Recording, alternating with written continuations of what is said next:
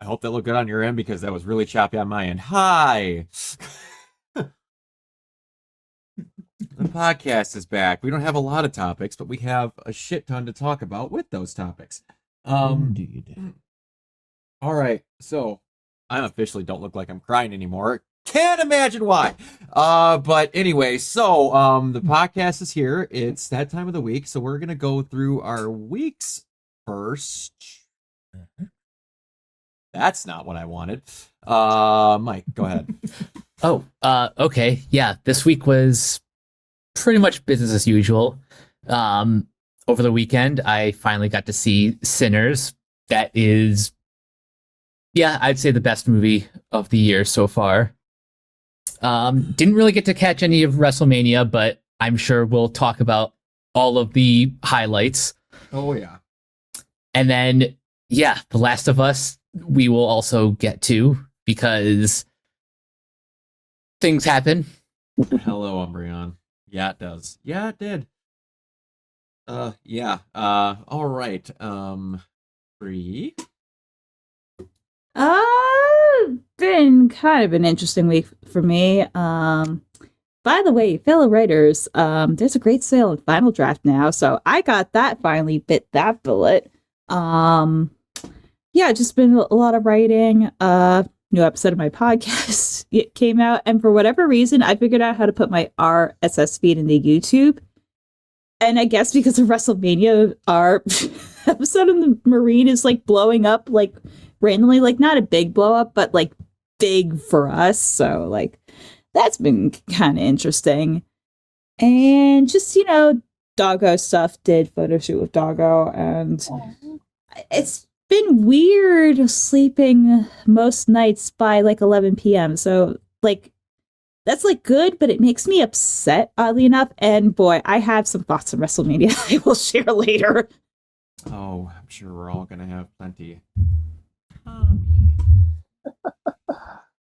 Say my name and I appear. But I'll say you, Tommy. Love it. Here we go. I'll say this, Brock. It's always a privilege when bro's favorite mildly Rousseauian bro can take the time out of their busy schedule to zero out and chill with wonderful people all around. WrestleMania was this weekend. It's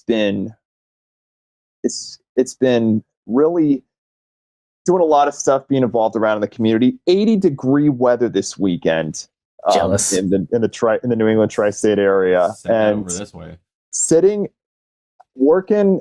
was working at the Connecticut Science Center, take a nice little walk down Hartford to Bushnell Park, just to sit there, take it all in. Where you were talking earlier about taking photo shoots with the dog. I was sitting on a bench, messaging some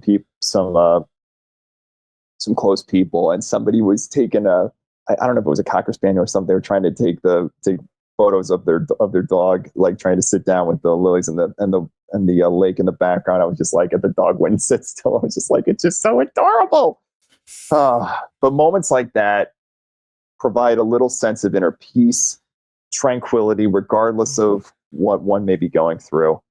So many wonderful moments, and a good way to remind one of the reason that was Lenten season, Holy Week, and Easter weekend. Absolutely.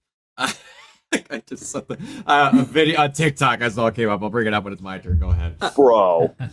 Oh, by the way, did you guys want to see the doggo pic? Sure. Por favor.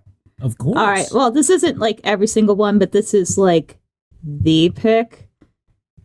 I hate that my computer. Yep. I already got it here. Of course, I can't see it because of my microphone in my face. Aww. Adorable. Yeah. I've got a loading image on my screen, so you can probably just send it to me in the private chat. Oh, Cute. Yes. my heart. Don't Adorable. believe her. She is evil. No, she's good. She's good. That's More- part of the job. Evil, More but about- in the best way. More of a Mimsy than an Alphaba. Yes. Very good, very good. All right. Okay, so That's Kiona. my week pretty much business as usual. Yeah, like Mike said, but also WrestleMania. We had Star Wars Celebration. That was Hi, awesome. sirs. Hello. It was cool to stay up until the wee hours of the morning, which I was doing anyway, so it was fine. Had a 10-hour stream with Red, my friend, and we got some money raised for her. Thanks a lot to the people that donated on that stream, so she can go to DreamHack in Dallas. That's pretty awesome. So I was pretty much beat this entire weekend, but we also did D&D on Sunday, and it was fun. It was just a fun weekend. I think a lot of stuff happening. So, Very nice. busy but fun. I did do a ton. It showed what I'm the only not married sibling of my family of 3. So when this weekend came up and I had friends of mine, I was like, hey, so who all wants to come over and watch WrestleMania this weekend? They were like, maybe if it corresponds with family stuff. I'm like, what family crap do you have going on that? Right. It's Easter this weekend. I only get to have one of those if my family can make time for it. Got it. That's a funny. Go ahead, Brian. I interrupted you, but I got a funny story Yeah, to I was piggyback just off of that. Well, all right. I'm watching WrestleMania alone this weekend, which was fine. My roommate was here, and he has a friend from Canada, Omar. He's a mutual friend of ours, but he mostly talks with Matt. And they were watching anime, and roughly around 10 o'clock at night, roughly when the triple threat match was happening, and his roommate, through Matt's headset, could hear me in the other room on the other end of the house. Wow. At the very ass end of that triple threat match on night 1. Needless to say, I was a little excited. That was a good Amazing. match. We're gonna get to that. Yes. But, he came out the next morning when it's like just starting the next day. He goes, were you watching this last night too? I'm like, yeah. He's like, I assumed something awesome was happening right around 9:50. I'm like, yeah, you could say that. You could say that. But other than that, playing a metric assload more of Shadows. I'm encroaching 70 hours and I'm still in Act 2. Nice. So that is really fun. I'm enjoying the crap out of that. Other than that, I've just been working and planning some cosplay stuff, kind of. So I might have found another person that can make me upgraded version of my Red Queen that actually like revs and the fun. exhaust ports light up. So we'll see how that goes. I've been looking for a person to commission that since like 2020. So that would be. It sounds like my family when they watch a football game or baseball game. I can hear them all the way downstairs to hear their reactions. Yeah, pretty much. But so I know not everybody here is Christians, and that's perfectly fine. But my TikTok has been flooded with some of the funniest just Easter reveal videos ever. I assume everyone here has seen Drake and Josh. Mm-hmm. Yeah. Classic. The thing where he forgot to put the door in the treehouse. God. Like they basically recreated that, but with asking where Jesus' body is. Oh, that's for crying great. out loud. Oh, That is great. Oh, it was the best. Drake, where's the body? Wow. Yes, and then there was I hold on, I gotta make sure I don't misquote this. And then my youth pastor, I sent a video where it's the ending scene from Deadpool Wolverine, and it's who's the guy who was trying to take over the TVA? Paradox. Oh, Mr. Paradox. Mr. Paradox. It has captioned underneath him, the chief priests and the Pharisees, and there's nothing we can do to stop them now. And it's like, he has ripped the baby girl. He goes, fuck! And it's Jesus. Oh, man. I sent that to my youth pastor / my surrogate dad that I changed my name to, and he That's so pissed funny. himself laughing. That so many stories I could tell, but the one reminiscent, I was a junior in high school, and my English 3 teacher was in charge of scheduling the prom, and he decided to schedule it April 3rd. So he takes so he writes it April 3rd, and then some time passes. And he says something told him he was shaving one morning, and he said, "I think I'm going to take a look at the schedule." So he takes a look, Oh, no. and he looks and he says April 3rd, and it said point blank on the schedule, April 3rd is Holy Saturday. So Sure, that went over well. thankfully, no, nobody said a word. Okay, and so thankfully he was able to reschedule it. But Jeez. I mean, just imagine. I mean, we go to a Catholic high school, and when we have our prom on Holy Saturday. Oh man, That's awesome. yes, that's why Mr. Connor was one of the best teachers. I mean, I got a lot of teachers that hold a near special place in my heart. Mr. McWilliams was my Algebra 2 teacher. Mike and I were having a conversation earlier this week about his significance and the accountant and how that movie spoke to us and how he introduced me to that movie. But it's just the significance of it and how much fun we're all able to have in the case of family, the reason for the season, watching WrestleMania, and so on and so forth. Oh, absolutely. All right, hold on. There's one more that I have to show if I can get this thing to play. Hold on. If I could get this video to play, give me a second. Give me 1 minute. It's muted. All right. Now we're gonna. All right. Share screen. Where is it? Yes.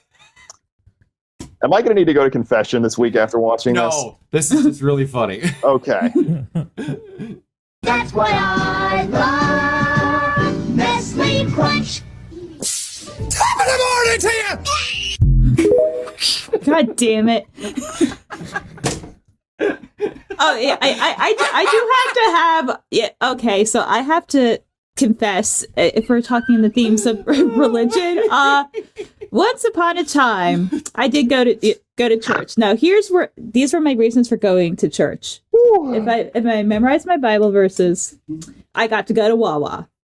Okay. So I just barely remembered them. Nice. And then the other one was, and this is more when I was little, the only reason I wanted to go to Christmas Eve Mass was because they gave us candles. So then I was holding fire. So, the little inner arsonist in me was like, you can keep me at bay, but God will decide. Yes, and Tommy saying he went to a Catholic high school. I was confirmed as a Catholic, but then went to a Baptist. And for those of you who know that if you went to a Christmas Mass as a Catholic, you would still be there. Anyway. Yeah, depending on which version of the Mass they decide to do. Yeah. Okay, but I have to show why I stopped going.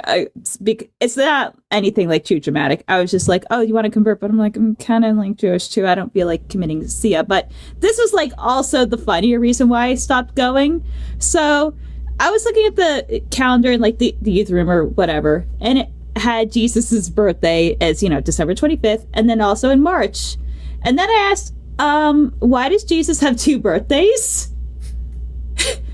And their answer was because Jesus was so special. And I'm like, okay, cool. I don't know, maybe 11 or 12. I want 2 Interesting. birthdays. I want 2 birthdays. I All want right. 2 birthdays. We got a lot to talk about. So kicking here. All right, we have Because else it'll be my birthday by the time we get through yes, everything. we don't have a lot of buy or sells or video game stuff to get through, but we're gonna get through it Buy or pretty quick. sell. All right, Mike, buy or sell a Pacific Rim prequel series moving forward at Prime Video. Pacific Rim. Eric Heiserer, Yep, Heiser. Arrival, and Shadow and Bone is writing the series. I buy this mostly because of him. I'm not sure what a Pacific Rim live action series will look like, given the budget of the sequel that shall not be named. What sequel? What are you talking about, Mike? Exactly. But I buy because of the writer, because he's done some good stuff. Yes, absolutely. Kiona. Yeah, I will buy it. I think it's a good idea, and I think it's something that I think enough time has passed since that last movie that we can kind of.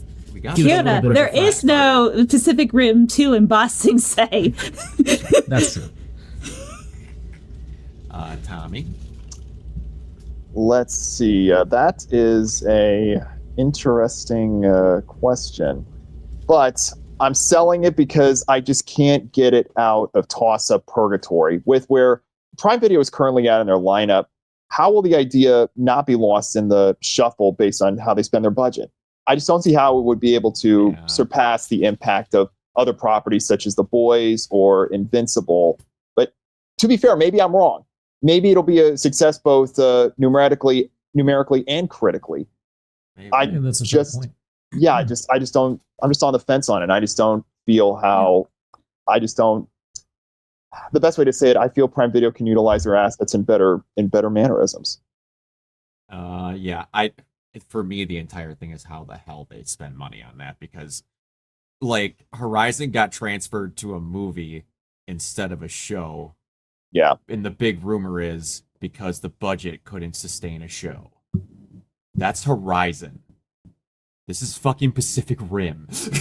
Mm-hmm. Well, Oh, and god damn it, Umbreon. Fuck. I beg your pardon. What? He's talking about the Toys R Us movie. Yes. The less we talk about that, the better. But all right. Anyway, All what I was gonna say is, props to props to Kevin Costner for standing his ground and and wanting that cinematic experience, reminiscent on other. Right. What? No, I read his comment, or God Oh. forbid, Mr. Beast. Anyway, Oh god, not Mr. Beast. good lord. All right. Jeez. Anyway, all Moving right. on.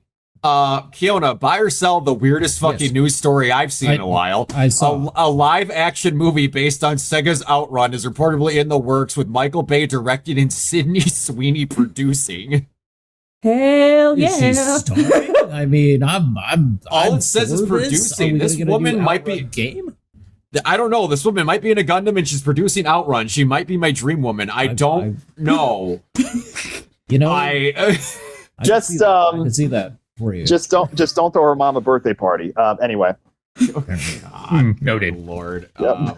Mike, buy or sell. I'm 50-50. This news came out of nowhere. I'm like, I don't know what to do with this Like, information. what is up with all the random Sydney Sweeney news? She's like, I forget what she do an ad for. Was it Manscaped or like Dude Wipes? Or like what was it? And she's just like, Oh shit! I saw it during. Oh shit! I know what you're talking about. I want to say it's Like, Dude she- Wipes. like she Anyway. just randomly pops out like a fucking whack-a-mole. Like it's insane. it's like at this point, Sydney Sweeney, and God bless her, she's fantastic, but she's in everything, she's in everything, she's everywhere. At this point, she's going to be overexposed to the point where people are going to say they're going to want anyone but you. Oh, hey. I don't know. I know a lot of horny men, and I think they're very okay with her being Right. everywhere, all places, all. Well, at you know once. what? The one thing that she won't be in. You want to know what it is? Which is Euphoria season 3, because that bitch is never coming out. Nope. nope. God. All Oh right. man. All right. So we're gonna move on to the gaming news, which is not a ton. Can I say one thing though, real quick about this movie? I mean, Yeah. with Michael Bay producing and directing, what a combo if this is gonna come to fruition. But then I saw who was writing the screenplay. I'd say if one were to hire a better writer, that would not convince me that this is destined to die at the bottom of a $5 DVD bin at Love's Travel Stop, then I will not only buy, but I'll assist in pitching to a major studio for distribution. It's here's the thing. I'm going to love when this movie comes out, and they go, "Oh, it's just a movie," because no one realizes it's based off a game they've never heard of. Right. I mean, Like Like- I barely clocked what Outrun is. It's an arcade racer. I mean, think of Star Wars Celebration this weekend and the news that came out there, which we'll get into later. But you instantly think of that, and you think of And the first thing I thought of was the arcade game at my Chuck E. Cheese in Peoria. But anyway. Yeah. All right. So we got some news on Chronos: The New Dawn, the new horror game from I forgot, Blooper Team, coming off the heels of their Resident Evil or Silent Hill remake. So it is set in this is going to be mispronounced. Hutta? Shlabadabading. I don't know. The unfinished communist ideal city, as detailed as it's as detailed as Silent Hill 2 remake. You see the city before and after the apocalypse. The apocalypse tears buildings asunder. Residents transform into monsters. I don't know what that means. Muscular action game with horrifying edge. That might have been the most Japanese statement I've ever heard in my life. Oh, hey, Ghost Pringle. Hello, Ghost Pringle. Hello. Shades of iconic horror games, RE2, Dark Souls, and Dead Space. That's a hell of a combo. Built on these foundations with new ideas, chargeable guns, time travel, monsters that merge with each other. And when they merge, they become more powerful, and it's launching this year. If they do as good a job as this as they did with the Silent Hill remake, I'll be happy. Not with the... What was that called? What was that game called that they made? The Medium? The Medium, yeah, where the story was... Just kill yourself, because if you try to survive, the monster gets stronger. Wow. Yeah. Amazing. I didn't stutter. Thankfully, Silent Hill 2 kind of, God. proved that they can make a decent enough game. They can, yeah. Oh, God. Game, let's say. Yeah, just look into the plot of how the monster works in that game and the victims. It's bad. Oh, someone wasn't thinking. But No, definitely not. No. All right. So... Sony Interactive Entertainment. Yeah. I'm guessing it was just a medium. It was a really cool idea. I feel like with Chronos, though, I feel like they're promising the world to us here, and I think it's gonna underdeliver. Well, it's an interesting idea. The thing is, they delivered on every idea they said they were going to do in the medium. The story was just bad. Yeah. Well, we'll see. We'll see. That's true. Umbreon brings up a good point, by the way, Brock. There was the Oblivion remaster that came out today. Yeah, it was. Yeah. I was like going to say that. I'm like, hey, but then I'm going to be like, anyone who could possibly be watching this is probably trying to put in 200 hours into it tonight. So, true. How is that even possible? Have you seen Elder Scrolls players? They are pretty intense. They are. All right. Sony Interactive Entertainment establishes a digital innovation and engineering center in Ireland, plans to hire 100 local employees and engineering and operations. SVP, Head of Digital Technology and Engineering, IT, and Operations, Sony Interactive Entertainment, Paul Walsh, establishing a presence in Dublin, allows Sony Interactive to access their top-tier talent in digital innovations and technologies in a region as known full well ready for our support, innovation, and approach to interactive entertainment. I don't know why I made Dublin Australian. He's Australian. But, very good. Yeah, that's cool. I like that it's basically just like a research center to make stuff better. That's cool. I like that. I can dig it. Is outsourcing coded, AI coded, or both? I'm not sure what you're asking. Outsourcing coded, AI coded, or both. Was the Oblivion remake I have no idea. I know it's remade in Unreal Engine 5. Yeah, it looks like if they did use any AI, like, is it a full like remodel, or is it just like an upscale? Here's the thing: game developers do not know what the words remake and remaster mean anymore. Yeah, I feel like this looked like more of a remake to me. Because this thing is called the remaster, but then I was watching a guy open it, and almost every asset in the fucking game is redone. Everything is different.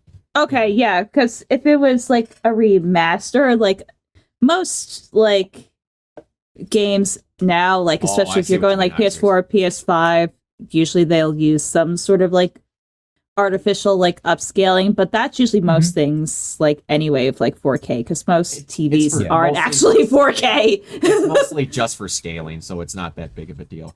But the thing with remake, like, this is, if this is going to be called a remaster, this is ahead of what the remaster is. If this thing plays exactly like the original game and it's just really fucking pretty, it's technically a remaster because you get remakes, which is all the Resident Evil games, which are technically the same game again, just made slightly differently. But then you get remasters, which then you get what the term that I'm not going to not give shit to, which is the Last of Us Part 2 remaster. That should have just been called the special edition because it maybe looks 1% better and they added a horde mode. Yeah. But it was called the remaster. Now, The Last of Us Part 1, where they overhauled the whole fucking thing, added in some enemies and did some other things, and changed all the character models to look like Part 2. Yes. That was called a remaster when technically that's damn near a remake. Yeah. So, Like at that point, like just call it like definitive edition. Like God, Well, like at that's- least be consistent in the marketing. well, I take that back. I'm wrong. That was just called Last of Us Part 1. I am wrong. They did just call it Last of Us Part 1 because the other one was called Part 2, so they went back, redid all it, made it pretty, and called it Part 1. So I'll give them that much. But yeah, Anyway. I know. Okay. I know what you mean. On to the movie news. And in the most shocking turn of events that should have happened fucking ages ago, the Academy announces all members must fucking watch the movies that got nominated if you're gonna vote! Really? Like, come on. Really? Yeah, I guess even though I personally didn't think there was as bad this year, I think it was one too many anonymous Oscar voter articles, and they were like, "No, that's it." You know what this is? This is just optics. They saw the amount of anonymous ballots and they're just like, okay, we gotta make ourselves look better than this. Makers, imagine, yeah, I love that. Imagine having to watch movies for a living. God, their life is hard. Well, especially it's like unfair for like the smaller like technical categories like animation, sound design. I'm like, of course, the people who actually work in those fields are voting for it. But then you have people that are like, I don't know, my fucking kid just picked it to watch. I'm like, especially if you get like a lot of films, like in recent years, like there's been quite a few like animated films nominated that are very much not for children at all. Yeah. They are not. But yeah, I'm just like, okay, we got the stunt category and this. What other fucking put it on the tee automatic home runs are you going to hit us with this year that you should have done ages ago? Well, they kind of undid it just by, I guess, to have that. They said, oh, you know, we'll have stuff with Gen AI as long as there's human people nominated. Which I'm like, honestly, I kind of feel like the behind the eight ball because, I mean, I swear to God, this week I've seen like 2 or 3 articles saying, "Is the AI boom slowing down?" So I'm like, I'm not even like mad about that because they just said it for arbitration. Because the reality is, like, I don't even think a lot of that's going to matter in 2 or 3 years. Yeah. I think enough people with eyes and, you know, an actual appreciation for art understand that AI cannot do, like, it just simply cannot do what humans can do. That's no, right. and I feel like they just said it's an arbitrary thing because I guess they're like, well, if it's AI like assisted or whatever. But the reality is, like, most of those ones aren't even going to make the final cut anyway. So it's like a giant nothing burger of a Exactly. statement. Yeah. Okay, so we'll talk about the thing that happened the most, then work our way forward. So Daredevil Born Again is done. Yep. Overall thoughts? Overall, I'd say it started strong, it ended strong, and Brock, you know this. There really has not been an episode that I wholly disliked. No. Some have been better than others, but on the whole, Yeah. I would still say this is one of the best Marvel shows that Disney Plus has released. Oh, absolutely. They had some fumbles with one character where they Iris Wested the living shit out of her. But besides that, we are the Flash. Anyway, they literally gave her a "We Are the Flash" level line in one of the episodes, and I wanted to throw up. Oh no. Could have just Daredevil didn't save me. I did when I was cuffed to a chair. Oh could have just dear. Rock. You should have just made yourself Barry Allen's sandwich order, and then that would have calmed you down so Oh, much. God. Oh, God. I also like. I feel like I need to watch it because I was in Discord, and one of the guys was saying like, "Yeah, me and my wife were thinking about watching it." I was like, "I feel so bad. I haven't had time to watch any of it because I've been an adult and I've been going to bed like 11 p.m. Well, not voluntarily. Like I literally just like passed the fuck out." So Oh, it was really good. The court scenes in the very start, the stuff they did with Victor Ayala, White Tiger was some of the best shit they ever done. That's where people, when it got to Netflix, they're like, well, this is gonna be stupid. Like they could do a crime procedural with them, half it crime fighting, half of it whatever, and it could work. They're like, no, it wouldn't work. It was stupid. One of the best Daredevil episodes ever to come out had no crime fighting in it, and it was a court hearing the entire time. also, autistic guy, that is objectively correct. But it wasn't the Bliss mix though. Mm. I mean, to be fair, that song is one of the five best songs of the 2000s, bar none. But at the same time, it was when you realize that the Bliss mix was how it was originally intended. But you know, if you have like a real crossover, is have that, and then have the Seether song from like the 2004 Punisher movie, which by the way features Amy Lee, Yep. and just Yep. have the Evanescence Broken. Marvel 2000s movie cinematic universe. And how no one realizes in that movie that it's a Seether song and not an Amy Lee song, because everyone I always say says there's an Evanescence song in that, which there isn't. Like, But go ahead. no, But because go I ahead. forget, it wasn't Amy Lee and the singer Seether. I'm pretty sure they were like dating at the time. I have no Yeah, idea. but they I've- by the time they recorded that song, they'd already been broken up. Well, that's awkward. So the way that I One might felt say about they're it was, broken. Go ahead, Keona. no, you're fine. The way that I felt about it was with Born Again was that I thought like you said, Mike, I think it started strong. I think there were a couple of things at the end that sort of bothered me a little bit. I wasn't super crazy about the finale, although the one practical effect with the Kingpin and the one dude Yeah, was yeah, amazing. yeah. But like, and gross, so gross, Just but a it was touch. awesome. Just a touch. I just think I think that like they did a couple of things towards the end there that I probably was watching it I was kind of like, this is sort of puzzling to me, but okay, whatever, just rolling along with it. No Limp Bizkit reference intended. But I just think I think they left it very wide open for a season 2, and I think we're gonna get more hopefully some Defenders action next season. I would love to see that.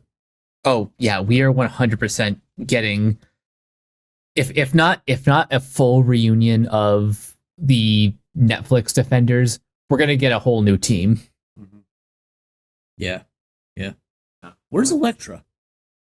I don't know. They'll bring her back. I'd be Take her interested in that. What was she was trapped in the void still, I believe. Yeah. Could be. God, that's been... Bring her back anyway. Get that Disney Plus money. Hey, we've got a particular Bring her back instead of Iron Fist. How about that? No. No, that's correct, Tiana. That's correct. There's a war coming up, but it's a secret war, I believe. Yeah. Just saying. Yeah. No. Yeah. No, I want them. Here's the thing. That guy can act, and I know.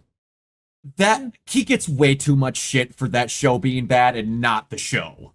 No, it's really the show. Yeah. It was just He the could have been a writing. good It Iron was Fist. so That bad. show fucking sucked. Yeah, it did. Yeah, I know. He could have been. Because if they can handle a redemption of him, they can do anything. I'm just saying. And they wouldn't need to do much. They just have to not have the show be absolute ass. Like literally, just do the exact opposite. Yeah. Yeah, pretty it'd much. be awesome. Like, drink Colleen Wynn, anybody, if I could just... Yeah. Colleen Wing was awesome, though. Yes. I must say. I loved her. But yeah. Okay. So, so The Last of Us 2 is a video game. I'm going to start that off with a statement. The Last of Us 2 is a video game. That happened. That happened. That happened. Varying opinions in We this did a group podcast itself. about it way back when. We did, yes. Drastically varying opinions, and I believe that's honestly what the game was supposed to do. I don't think anyone was going to feel the same way coming in or out of that game either way. If anyone thought that game was supposed to make you feel one certain way, I don't think you played the game. Because, yeah, it's all your perspectives and how you can feel about certain stuff. Now, I've probably beaten that game about 5 times at this point. Wow. Cry every time doing it. It's here's the thing. That game has some of the best shooting and handling mechanics of any game I've ever played in my entire life. It does. It It's is very so well good. And everyone rips them to shreds that it's a movie game when they just has really good cutscenes, but it better controls than most other games I've ever played in my life. Yeah, I mean, it's But Naughty Dog. They have a lot of experience in that. Yes. So, yeah, they do a good job. And so with The Last of Us 2 coming out and Pedro Pascal saying that his shooting schedule for The Last of Us Part 2 is pretty light, as he said at the start of it. What a guy. What a guy, that Pedro. Yeah. So here's the thing. We're going to talk about some stupidity in the community of fans. Oh, I'm shocked. The fact that they had to trouble. The fact that they had to openly hire extra security preemptively for Caitlin Devers. All of you need to be ashamed of yourselves. And on the other thing of where they need to be ashamed of yourselves is because no one's going to say the thing that you want to say. This show is casted. I'd hate to break it to most of you that have only seen The Last of Us Part 2 in show form. 99% of that cast is pure white bread North Americans in the game. Yes. Tommy and Joel, they don't look like that. Tommy's wife, whose name I'm blanking on, Maria, she don't look like that. Yep. Tommy doesn't have a son. A lot of those characters are changed. No complaints there. Caitlin Devers, who everybody when the game came out was bitching up a fucking storm that a woman who had 5 years to do nothing but work out achieved an achievable physique, and that it was a woman they didn't like the look of. Now, cut to the show, and there's 2 characters that I want to bring up for why people just need to shut the fuck up and actually experience why they're upset about something. Everyone in this show is cast a little bit different, might not look like their characters, but they act exactly like their characters, in my opinion. Everyone nails their roles. Yes, they do. The girl who plays Abby is supposed to look like Brock Lesnar. Hate to break it to you, she doesn't. She's played by 28-year-old Caitlin Devers, who still looks like she's 14. Yeah. And it looks like the actual Abby could pick her teeth with this Abby. Yeah. Next to no complaints. I'll let you guys figure that out if you look at Caitlin Devers. So, we get a lot of complaints about one character who got picked by the guy who created the character, partially got a blessing by the woman who played the original character, Bella Ramsey, playing Ellie. Now, what are the things that you need to make you look like Ellie? You have brown hair, and you're a woman. Yep. Yep. And they don't like her because she doesn't look like Ellie. But yet, Caitlin Devers is okay to be Abby. I'm not going to be the guy that points out the statement because I think everyone's beautiful and everyone is special in their own way. Yes. But one person is conventionally more attractive than the other, and they're not bitching about the extreme character look change of that one. Everyone shut the fuck up that you don't want to magically have sex with the main character, therefore you don't think she's a good actress. This. 1,000% this. Shut the fuck up. She acts exactly like Ellie. She's the age of Ellie. She is supposed to be a young kid. Ellie, even when she's older, does not look that way. And I'm sorry if you were upset in season 1 when the character she's supposed to play is 14 that you weren't attracted to her. Dun, dun, dun, dun. Dun, dun, dun, dun. Brock, could you do me a favor? What's that? Could you say the line? Sure. You don't deserve women! Woo! My God! Just from now on, just say it. Say it you don't want to fuck the character. That's fine. You know what? I wouldn't mind it. I am as straight as a fucking arrow, but Pedro Pascal exists, and oh boy, does sometimes he look really pretty. To quote Caitlin Devers in this episode, you know what? You are quite handsome. Congratulations. But just fucking stop this. Just because they don't look identical, and everyone's like, well, Caitlin Devers would have been better because she looks just like Ellie. No, she doesn't. She really doesn't. Ellie has a more squared off face with a slightly bigger forehead and a square jarred jaw. That is not Caitlin Devers. She isn't. And also, like, just to kind of backtrack a little bit, correct me about, like, Ellie. Like, wasn't her model, like, very loosely based off of Elliot Page pre-transition? Okay, this is another rumor we need to shoot in the fucking ass right now. Everyone and their mother on the same exact point of Bippity Hippity, they were like, young girl, brown hair. That's Elliot Page right there. That's what that is. No confirmation, no nothing. Internet rumors spread. It's then confirmed that was supposed to be Elliot Page. No one else, just that. And then they went, you know what? The next time we used better facial capture, so her face is a little bit more like Ashley Johnson's. That's all they did. Because I'm sorry to tell you, the original model for Ellie has a 6 head. And Elliot Page didn't have that. No. I'm sorry. Anyone go look up the original version of Ellie? That forehead you could sell advertisements on. I don't know why they did that, but they did. It was a very strange character choice, but that's what they did. But okay. Anyway, I needed to get very stupid statements out of the way before we start talking about why people are being fucking dumb. But okay, who here This has is why- played Go ahead. No, I was just gonna say this is why social media was a mistake.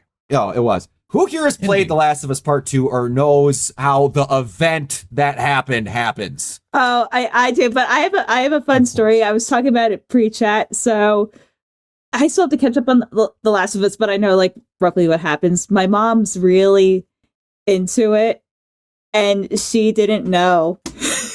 So she was calling me. She's like, "Why? I'm sad." I'm like, wait. This happens to Joel? What do you mean?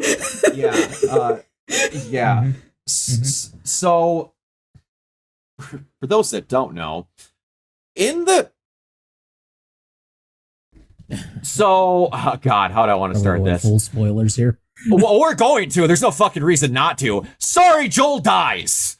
You've had 5 years. Literally. I'm like, Golfing. He was going golfing. But, and if I'm not mistaken, Caitlin Devers, her first picture after being cast was on a golf course. That was fucking funny. Oh, That was That was hilarious. fucking hilarious. Good lord, that was And, funny. Yes, but anyway, Tragic moment, yeah. so It's tragic. Mike, I want to ask your opinion. I want to ask your opinion on the episode because you saw it, and then we're gonna go into how that played out in the game differently, and I want to Yes. get your opinion. So Yes. tell me how you like the episode. The episode was fantastic. It's one of the best episodes of television I've seen this year. But the thing that happens, yeah, even though I knew it was happening because that's just where the story was going, it still hurt to watch. It did. So this first episode is like, these first two episodes are weird because basically the same events as the game happen, except for a giant basically. fucking change. Yeah. They put the pegs in different holes with different people. Yes, they did. like going to the store happens. It's Ellie and Dina who go to the pot refinery. They find it on accident when they're caught in a storm. The guy who they got to play Jesse, Spot on. fucking Absolute spot on. perfect. Oh my God, he's perfect. He's Like, perfect. Yeah. the actual lines, they barely changed any lines in certain scenes. They're just literally the cutscene there. And I'm not going to spoil something, but they show a 2-second scene with Ellie and Joel, and then they reference that scene that doesn't get shown until the last 5 minutes of the video game. Yes. They also skipped over another scene with Joel and Ellie at the beginning of the game. Yes, the guitar scene where he sings Future Days, which blew my mind. They skipped that. But Yeah.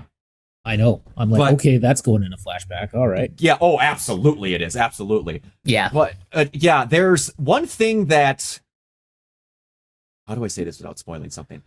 Yeah. When Joel dies, you are meant to believe that her and Ellie didn't make up. That That Ellie and Joel didn't mend fences Yes. with whatever they were upset about.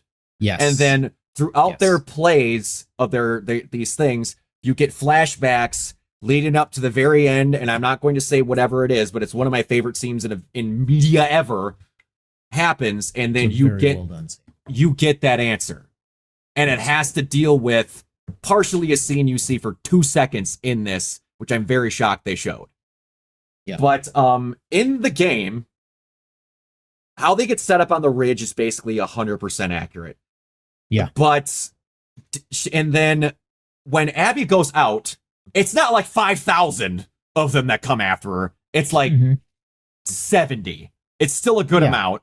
It's still a good amount. Like, It's a rough amount. down to the fence collapsing and them going through that thing, it's all there. Except instead of Joel and Dina, it's Joel and Tommy. So you Yeah, that's like, a huge change. Not that's a- having Tommy. that's a That is giant huge change. that's a giant change, and it's gonna come up with one of my That common complaints. reframes a lot of the game. Actually, A lot of it. There's certain parts of this that change, that reframe certain things that I'm Yes. excited to see what they do. yeah, I'm so excited to see. But what they do, honestly. so in the game, and this is one of my major complaints that people like to bitch about this game, It sure that did. just literally haven't played it or forgot what happens just so they can bitch. Mm-hmm. Everyone likes to complain that when Joel gets taken out, which is very different in the game, is that he was slipping up and he should have never told anyone what his name was. In the game, Tommy says what his name is, and in this Mm-hmm. That's show, Dina says what his name is. He doesn't. yes, And they neglect to remember that Joel has been a fucking grandfathered individual that's just fucking sitting on the back lines, enjoying life as a normal human. So he's not surviving every day. And this is not some trap that no normal person wouldn't fall into. Anyway, Yeah. so as they go in, they don't, how do I want to say this? They basically close off the zombies and maybe, or the runners, and then maybe like 10 of them are left, and they close off a fence and they shoot them down. And as they go in, they find out that it's Tommy and Joel. or they get these people in. That whole siege on Jackson never happens. Oh, so that's new for the series? That's 1,000% new. They only reference the fact that Jackson has been attacked or has been like under siege before, but they never show it in the game. No. And that's one thing why I love that they added the fucking tendril root things into the lore, because those are not in the games whatsoever. It adds some fucking cool scenes like this. In the game, Tommy gets like beat down and is made to watch Joel get whatever. Yes. He's awake when this happens. He's not knocked out like Dina. No, he's not knocked out. They still blow his knee out with the shotgun like they do in the show, except the whole kneecap goes. There's not a small part. Oh yeah, it's gone. it's like hanging by a thread. Good night. literally, Thanks for like, coming. Yeah, it is visceral, viscous, bad.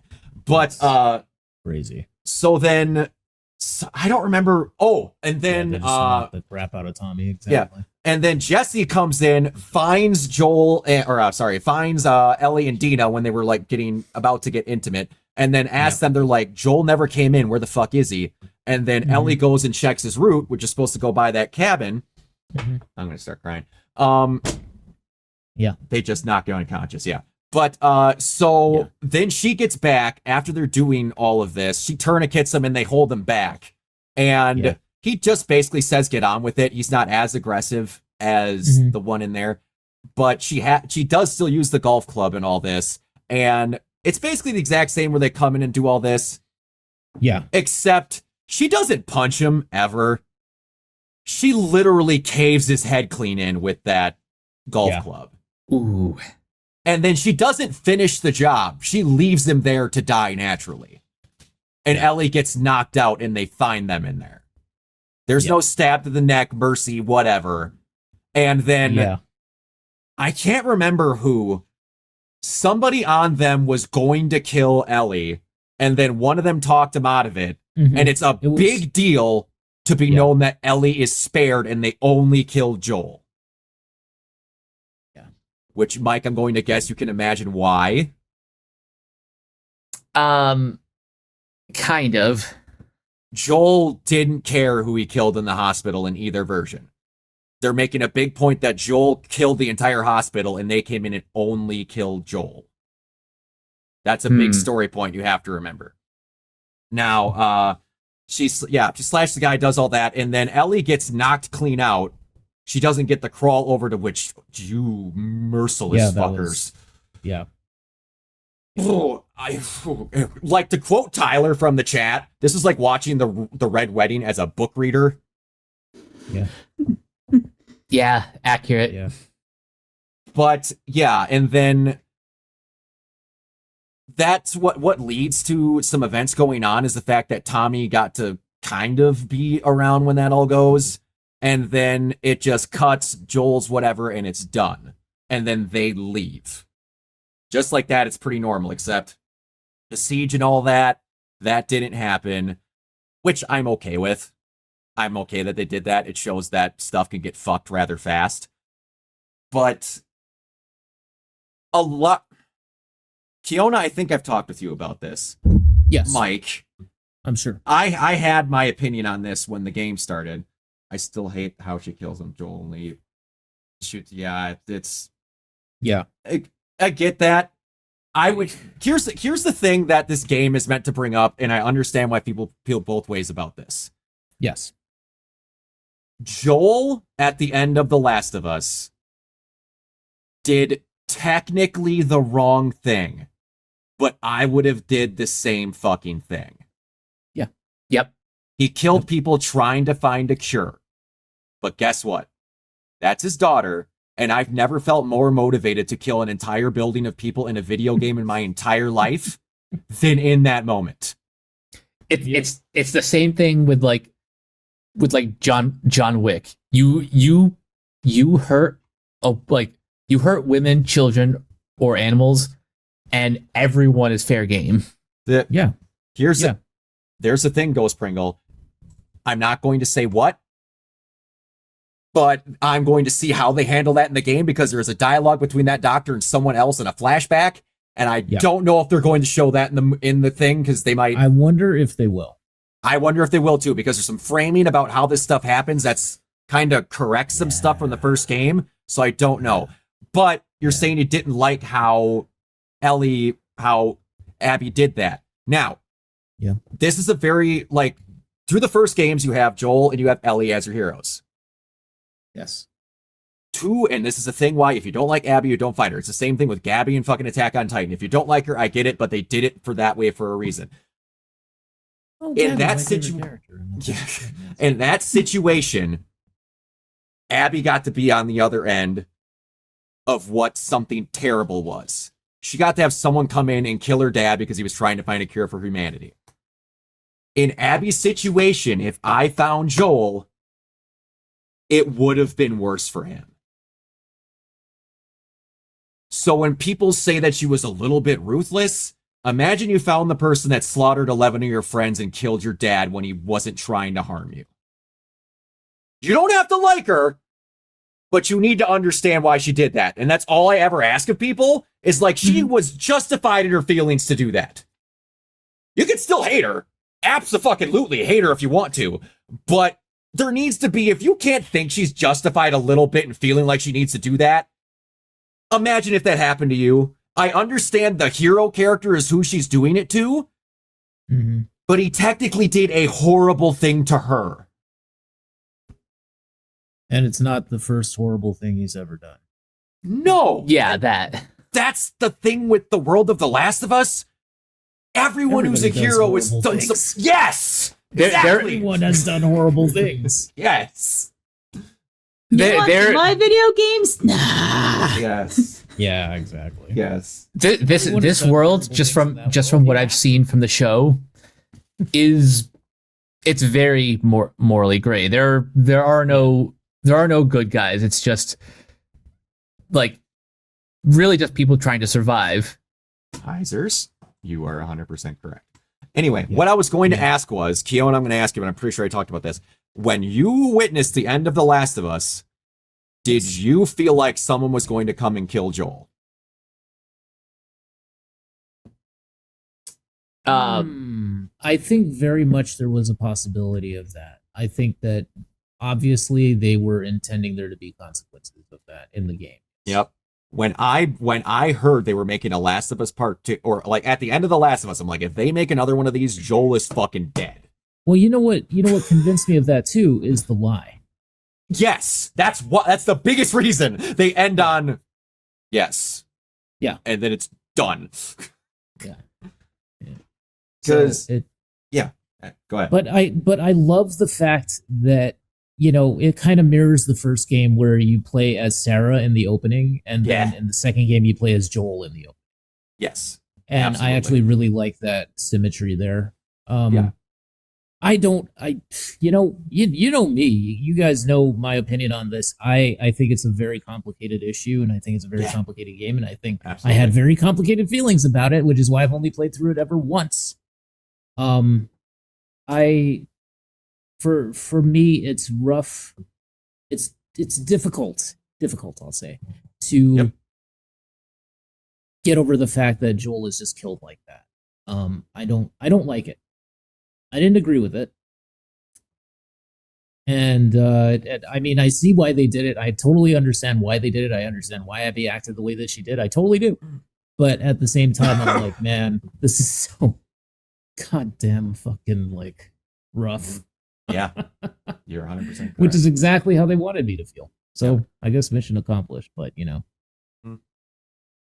Yeah, so it's gonna be really interesting to see how they do with this, because in the video game, for like gameplay purposes of not switching around stuff, not a big spoiler, they go after those people. Obviously. I'm so curious to see what they do with it. Yeah, in that you play 5 days as Ellie in a row of searching for them in Seattle, and then you play 5 days as Abby, where like you can kind of correspond with like Ellie was in this situation here, so something happened, which you get, sometimes they commingle and sometimes they don't.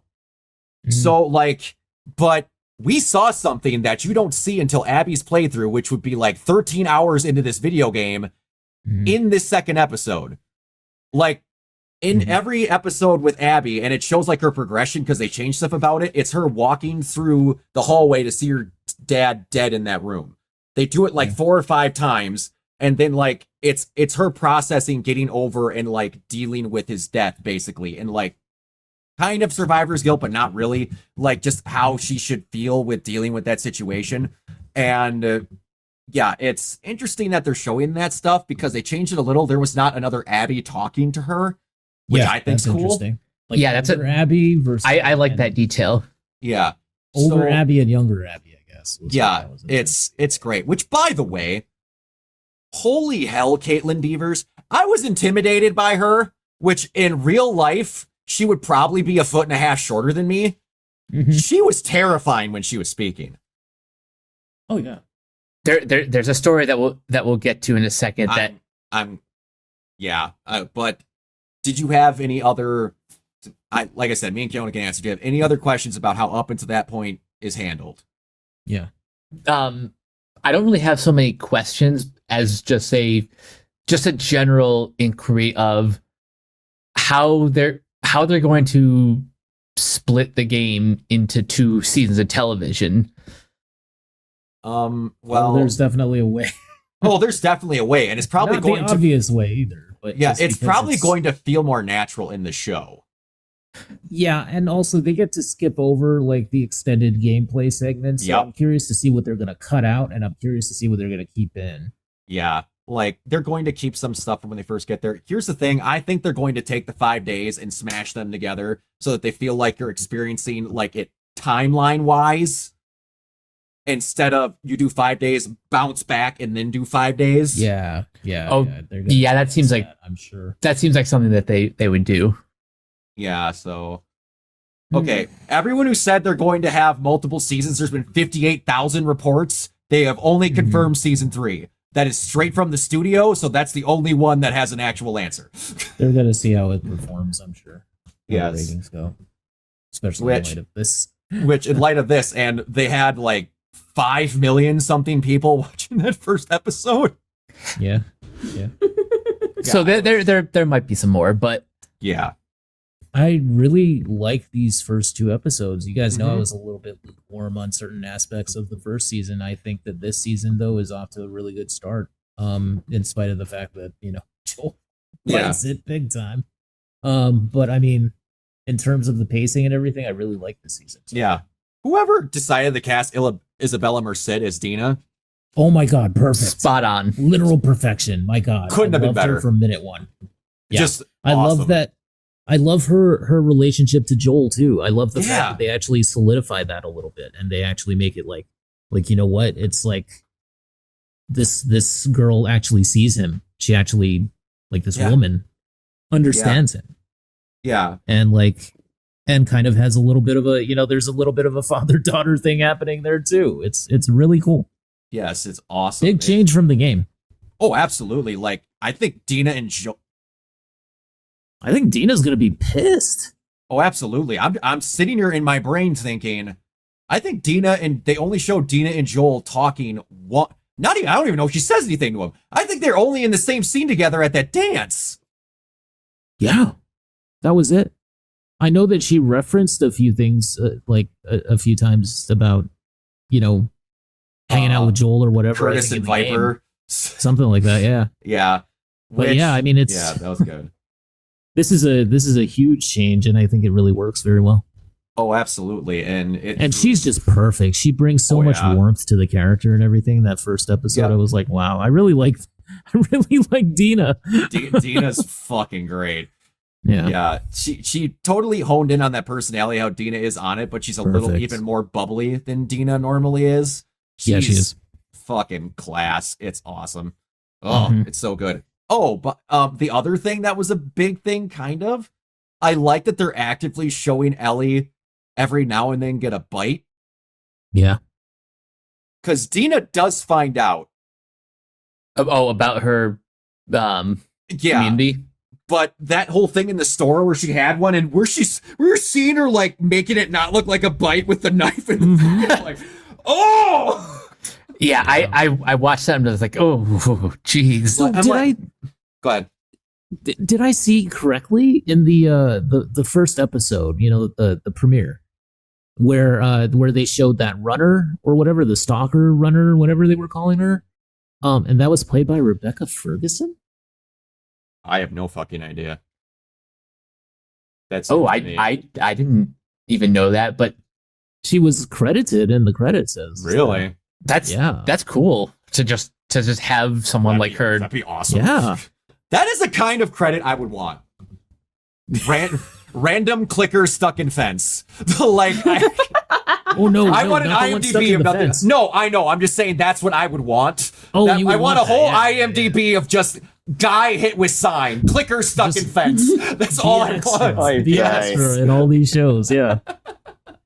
Yeah. Yeah, but I mean, that was very interesting. I like the little changes that they're making to the cordyceps Also, victims. the stalkers were some of the biggest fucking pain in the ass enemies. They were pains in the ass. Man. They don't go out of their way to explain them to you in the game, and you don't run into one until you're in Seattle. And then I was playing The Last of Us Part 1, which is a game that did not have that enemy in it. And then I'm playing The Last of Us Part 1, and I get to a room, and I look, and I'm like, you cocksuckers added stalkers into this first game. What? Yeah, there's didn't even know stalkers in that. Part 1. Oh my god, that's crazy. Because I was like running around, I'm like, it's running and it's hiding. That's a stalker! There's only like one or two of them, but they added them back into Part 1. Oh, That's that great. was like, I love fuck. that. But I honestly okay, love that. so on top of Caitlin Devers being unbelievably intimidating in this scene, she might be one of the most dedicated people ever. I didn't know this happened, but and for those of you that don't know, Caitlin Devers started filming Abby and Joel's Last of Us twist 3 days after her mother's funeral. And this is a quote. To be honest as possible, I will just say my days leading up to that scene were horrible. I lost my mom 2 or 3 weeks before I actually shot that scene. My mom's funeral was 3 days before I did my first day, so I was in a sort of a fog. I was in a daze. The Last of Us creative team changed the shooting schedule so the scene could start filming with coverage shots, and that did not require Devers. She was allowed to pick a day that she wanted to film her on-camera moments. We said, take your time, take all the time you need, series co-creator Craig Mazin told EW. While I care extraordinarily about the show, it's a TV show. I'm not going to disrupt someone's grieving process for their own parent, especially with a show that is partially about the grieving process. That knowing that it I guess it's a Becky Ferguson. Guess so. Yes. I could have sworn that when I saw it, it said Rebecca. probably just someone with a Yeah, probably just someone with a different name. but No, yeah, it didn't say Becky when I first saw it though, and I saw it the night that it premiered. So maybe they went back in and changed it or something. maybe. Maybe. I don't know. But anyway, knowing that about Caitlin Devers' mom, and that like she was drawing from those emotions, like fresh out of the funeral. That honestly made her performance that much stronger. Yes. I can tell you need something to draw from for tears. And then- Yeah. Go ahead, Brie. This is, I don't want to sidetrack too much, but just to Caitlin Devers, like this is a little fun fact and little connection. I forgot that she was in Uncharted 4. Oh, does she play their yeah. daughter? Oh. Yeah, she was Cassie Drake, and she also did the motion capture. Oh, nice. They probably, that Oh, makes a wow. lot of sense. She probably Yeah, that makes sense. based the character off. That's cool. Nice. So she was in another Naughty Dog property. That's awesome. I love when they do stuff like that. She's such a wonderful performer, and just hearing that with what happened to her, Yeah. that, I mean, the relatability. I mean, I've spoken about it before, and from a personal standpoint on RPC in the past, of things that I've went through, but to hear that is just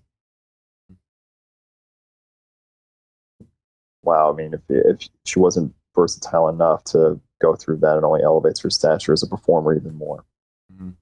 Yeah. I can tell you right now, if I was 3 days off my mother's funeral, I wouldn't be filming. Yeah, same. I wouldn't be leaving my room. Did fans still think her performance during that scene with what?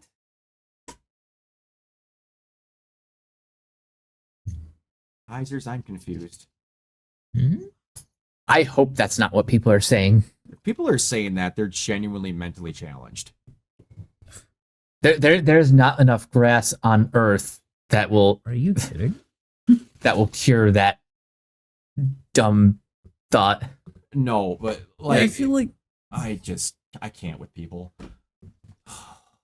dude, she's doing a great job in the role. I don't. Yes, she's doing. Well, fucking fantastic. here's like the thing It's a too. hard role to play, too. Yeah. Like, and also you're adapting it. I'm like, no, like video games and TV are two completely different things. It's not never going to be a 1-to-1. No. What? Yeah. I wanted Very much to mention the fact that Pedro in the after show, the behind the scenes thing that they always put out, the little 10-minute documentary thing that they always put out. Pedro was saying how much he actually really likes Caitlyn, really enjoyed Yeah. working with her. Like, Yeah. he was like, he even mentioned it. It's funny that, you know, they can play two characters who are so diametrically opposed to each other, Oh, absolutely. and yet still have that, like, you know. She said she felt safe working with him. Oh, That's I would really cool. imagine. It feels Yeah. like I can't imagine not being on a set with him and having him feel like your dad. Like, Yeah. yes. Yeah. Yeah, it's so They're- fun to watch. Get- I enjoy listening to the podcast too. I enjoy listening to, like, it's a Troy Baker hosting the podcast, talking to That's cool. which is Yeah. cool. There was Yeah. a thing that I don't know. It's like Seth's season one. That's funny. There's a thing where I don't remember how in process, if it was a thing they were going to do at one point or if it's something that Troy brought up. There was a scene where Ashley and Troy were talking, or an interview where Ashley and Troy were talking, where there was a situation for how that scene that when Joel is like fucking brain collapsed, that he looks across the room and mistakenly Yeah. thinks that Ellie is his daughter and says Sarah on accident. Ooh. Oof. Hmm. Yeah. So there's all. I'm gonna start crying. This reminded me of a really good. Oh, I'm gonna start crying. There's a really cool fan art that I wish I would have saved. I'm gonna fucking start crying. Of Sarah in her pajamas and stuff and all that. That when she got shot when they were in Texas, and Joel was like up in heaven, like bawling, crying to her because he feels like he tried to replace. I'm gonna fucking start crying. Like he replaced Sarah with Ellie, and Sarah just comes up to him and goes, "It's fine. She would have made a great sister." Oh. Oh no. Oh. And she just hugs him. She's like, "I get it." Just like, ah! Oh god, it's just but yeah, this show is really good. It's just really sad. There was an interview that got taken way out of context with Neil Druckmann, where they were like, "What are some of the fun things we're going to do in The Last of Us Part 2?" And Neil said, "I'm going to be honest with you, fun wasn't the first thing on our minds when we were writing the game." And then everyone thought, "He doesn't care about games being fun, he just wants to make movies and be sad." I'm like, or it's a really sad game. God, dude, I fucking hate gamers. I really do. No offense. No, it's fine. Most gamers are really dumb. Yes, I almost forgot about that Pringle. That is Ashley Johnson, who voices Ellie, who was singing that Yeah. song at the end credits. Oh. Yeah, the song from the original Nice. the original reveal trailer. Yeah, she sings that as a guitar in the original reveal trailer as Joel walks up to her Yes. and asks her Yeah. what she's going to do. And she said she's going to kill them all. And like people are like, where's the conversation? Because Joel doesn't look real here and all this. But yeah, it's. Yeah, I remember people were like, "Hey, why is Joel kind of like the Yeah. ghost?" And for anyone who didn't catch it, in the original Last of Us, the woman that gives birth to Ellie was Ashley Johnson. Yeah, in the first season. Mhm. Yeah, that was Ashley. Yeah. And Troy was one of David's guys. Yeah, he was the guy that goes and fetches the medicine in the game. I thought that was really That's good. right. That's right. But Yeah. Alrighty. So, another big one to talk about is Star Wars Celebration. Indeed. Yeah. Star Wars, those near and far, Star Oh, Wars. those near and far wars. Please don't let Star Wars ever end. All right. Anyway, So, a decent. I did not watch it, but a decent amount of stuff got announced, or at Yes. least shown off. They, Yeah. New Sure. game announcement too. yeah, exactly. They new showed games, off. new movies, new series. They Anyway. showed off some stuff with Mandalorian and Grogu, which was just. Is this the final hurrah for them? Great question. We'll see how the movie does next summer. Yes. Sure, we'll see. Yes.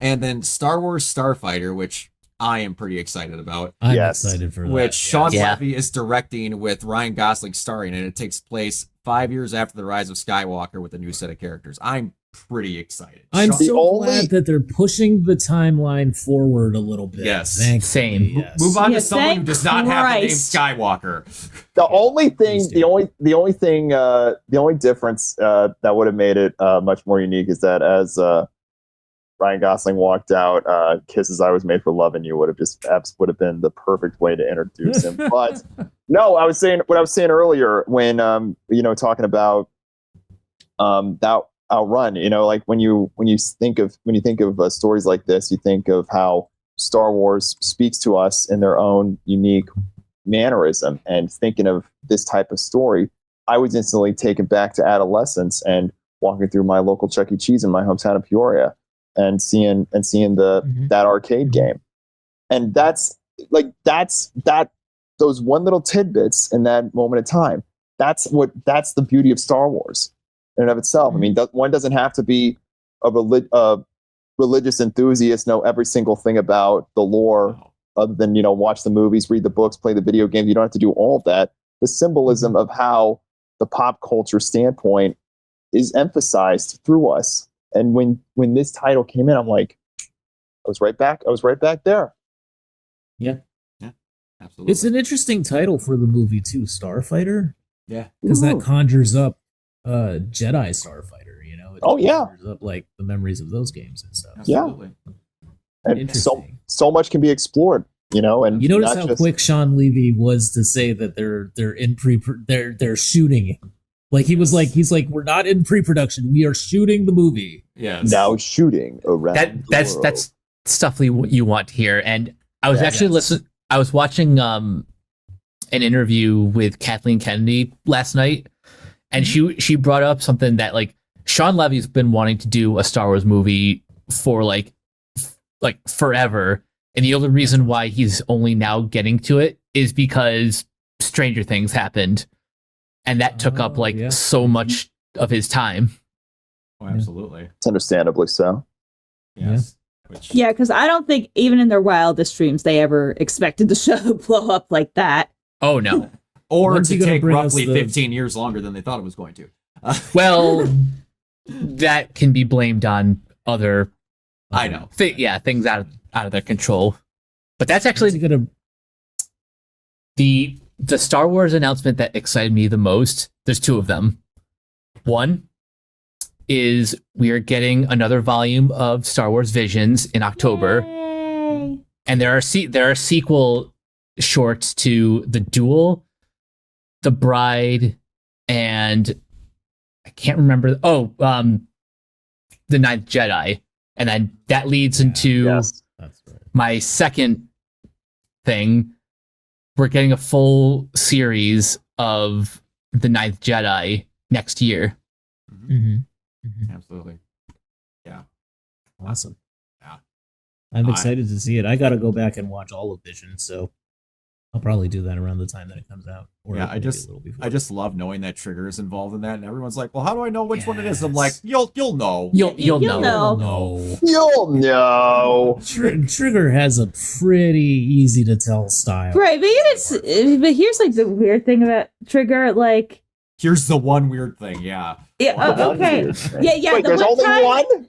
No, there's. Okay, here's the weirdest thing about is Trigger. Like, the least trigger thing that they made to me, and I love this as Little Witch Academia, like it's still trigger, but it's like probably the only time they will ever make a kid-friendly show ever. It's up there. The weirdest thing, honestly, the least trigger one to me for a while, because god damn it, I love them, but they are bordering on fucking allergic to not doing it with almost every show that they do. I'm sitting there watching this and I'm like, okay.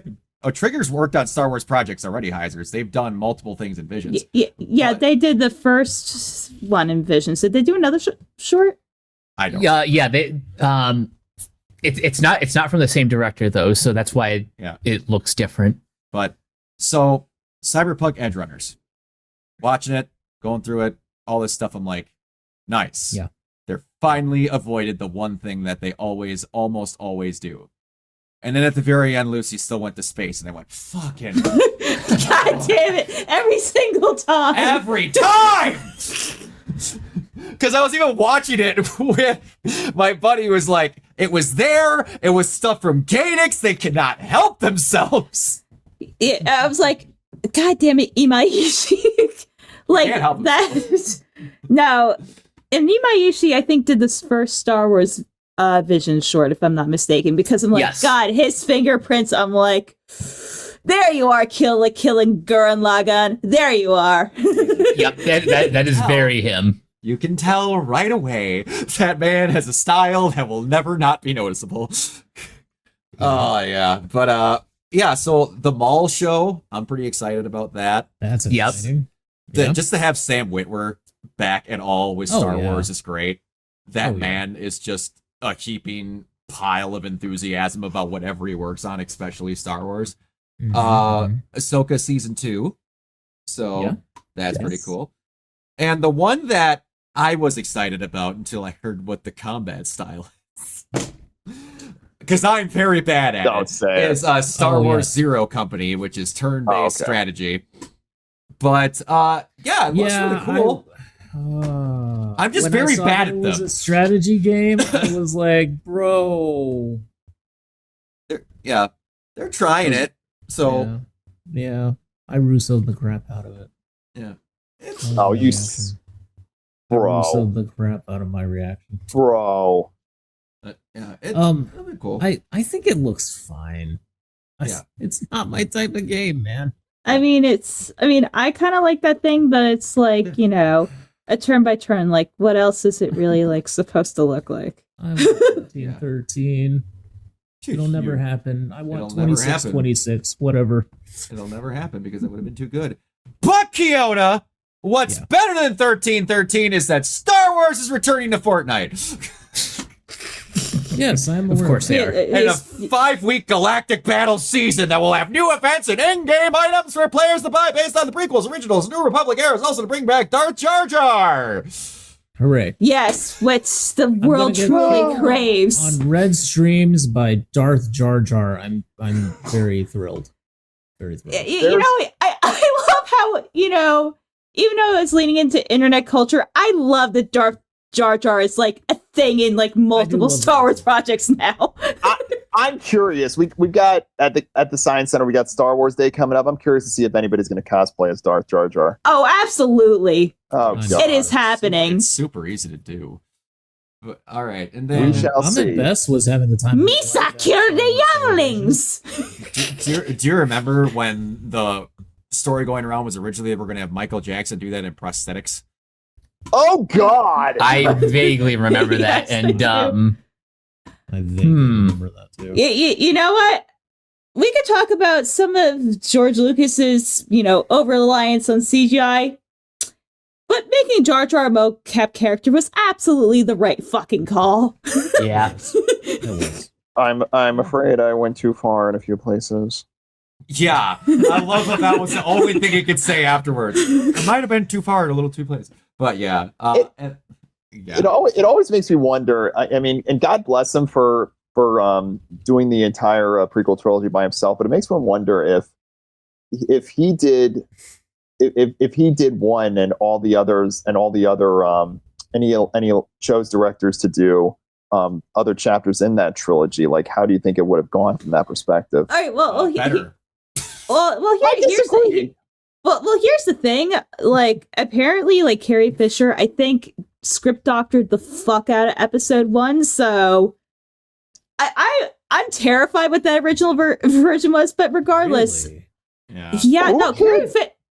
Carrie Fisher was a huge script doctor for years. That was like what she did when she wasn't on screen. No, who could forget when she did I that. mean when you think of that idea, I mean her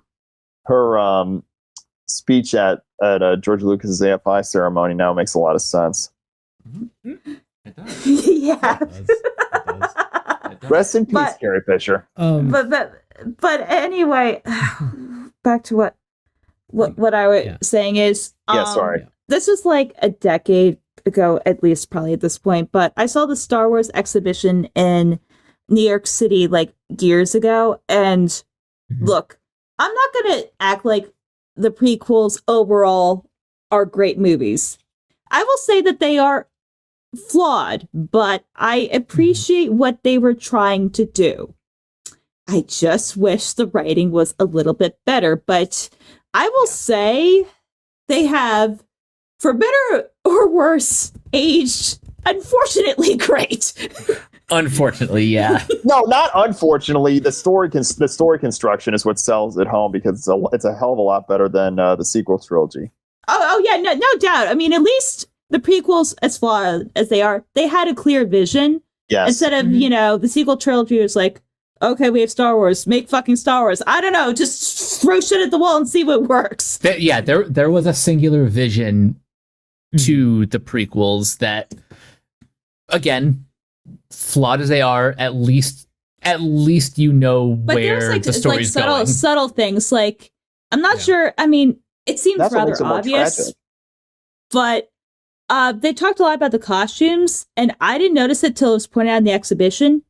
Every movie, Anakin's wardrobe gets darker and darker. Yes. Yes. Yes. And that's what makes that story that much more tragic.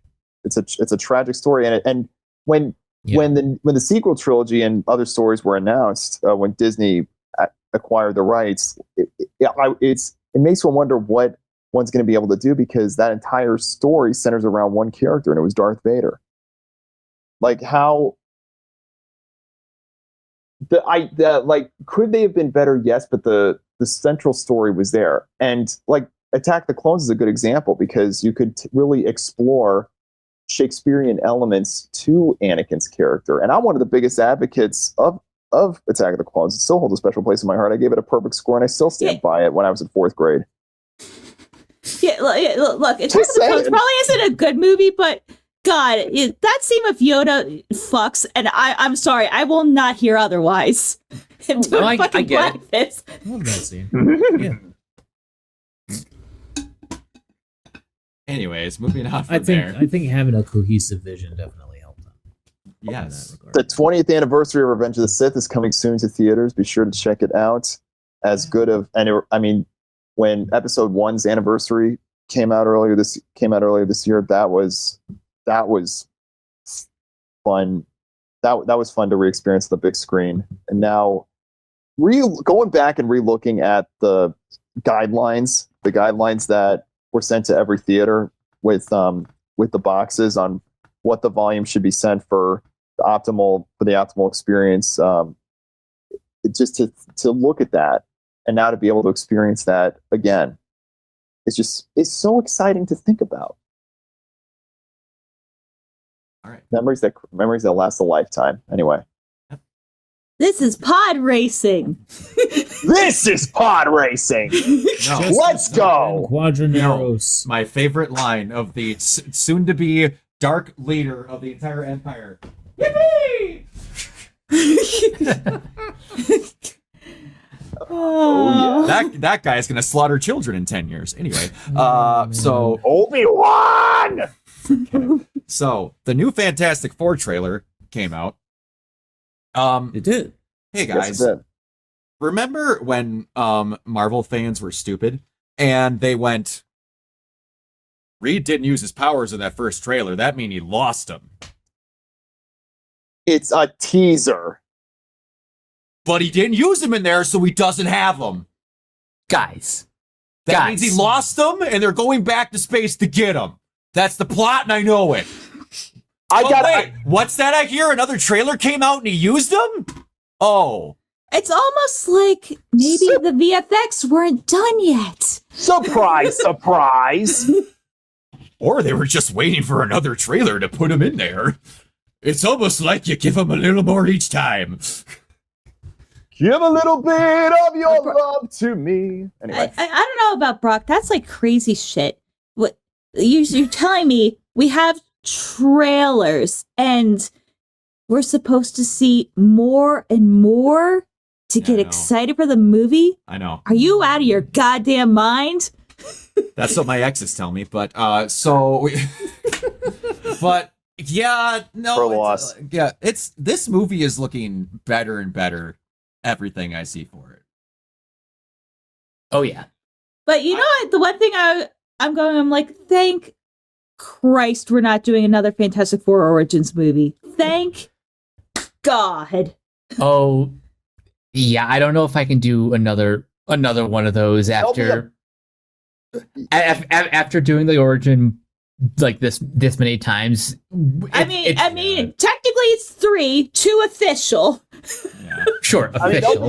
There'll be a backstory. I mean, there'll be backstory like memory highlights probably, but other than that, it's not an origin story. It's like kind of like how Tim Burton did Batman originally. You know, there were flashback sequences, but you know, they've been a cohesive unit for a good while. Yeah, like more of this. Like, I cannot understand why every time we do a superhero movie, we have to make an origin story. Like, where did that trend even come from? Because no one's seen it, Bree. They forget every time. You do not know that Martha Wayne's pearls hit an alley unless you see it. Yep. Yes, this is true. Now, not to, I mean, to stay on topic, but you know, to ask a follow-up question, it just makes one wonder, and of course we don't know this if one stays off the internet, but is Reed Richards the best choice to be the leader of? I mean, I call him Shield's new six, but from a story construction standpoint, is it the best option? No, because I'm pretty sure it's going to end up being Strange. I mean, Strange is definitely a part of the new six, but I just don't see how that would be viable. You know, it's like I see why you think it might be Reed, just because he is one of the smartest people in the Marvel universe. Right. But does that make him a leader, though? No, exactly. Tony wasn't a leader either, which is one of the best things about the first Avengers movie. The second it became to going orders, he goes, Cap, you go, because I can't do it. But you know who's not a leader either in that respect? I mean, technically he is a leader, but not a leader. Coming from that theme. Spider-Man. Yeah, I wasn't ever thinking that was going to be him in the front. That'd be really insanely dumb if they did that. No.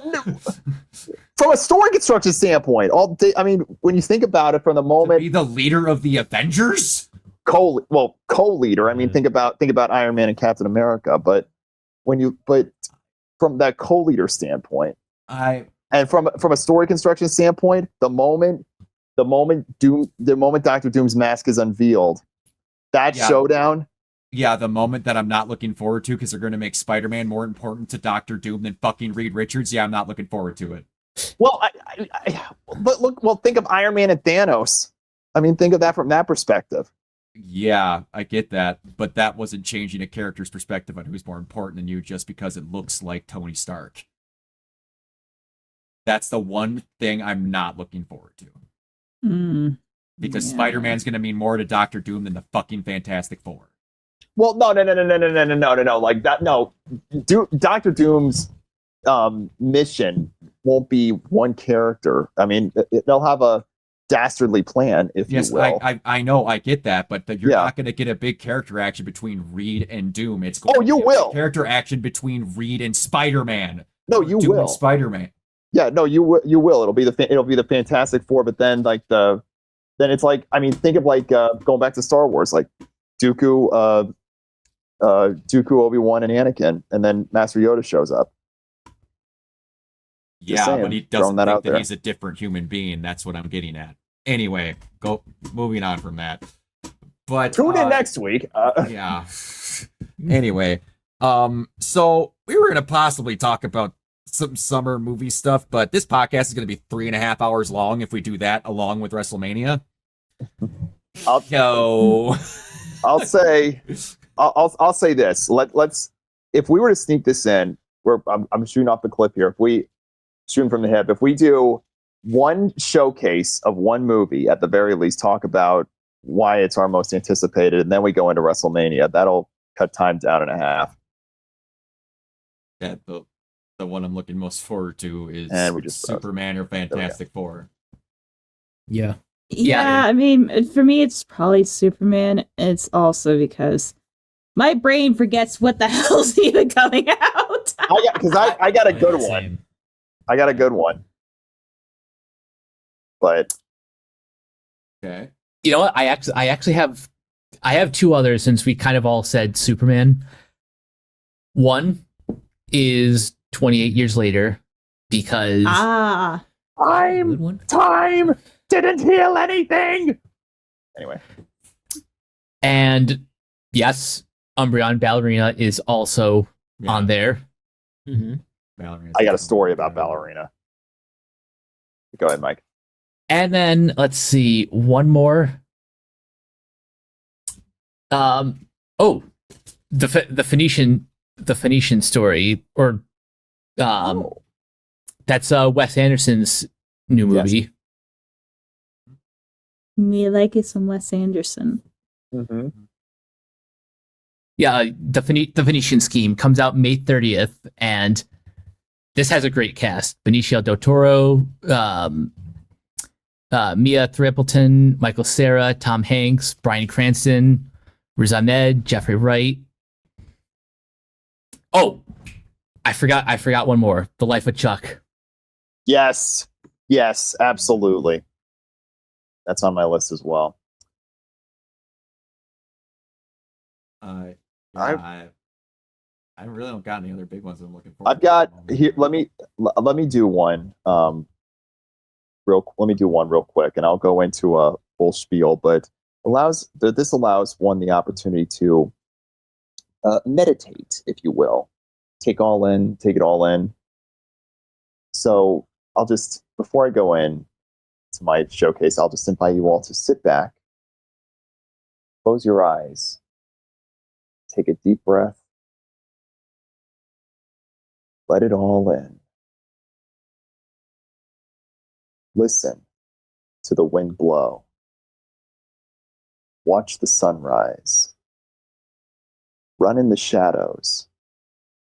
Damn your love, damn your lies. And if you don't love me now, you will never love me again. I can still hear you saying, you would never break the chain. When I was in adolescence, there was always one sport that spoke to me. Learning the versatility of different disciplines over the course of 33 years. Versatility highlighted by one quote in the trailer emphasizing the experience of victory. A venue considered holy ground through one discipline, and a league considered the pinnacle, the power of teamwork in a quest toward greatness. F1.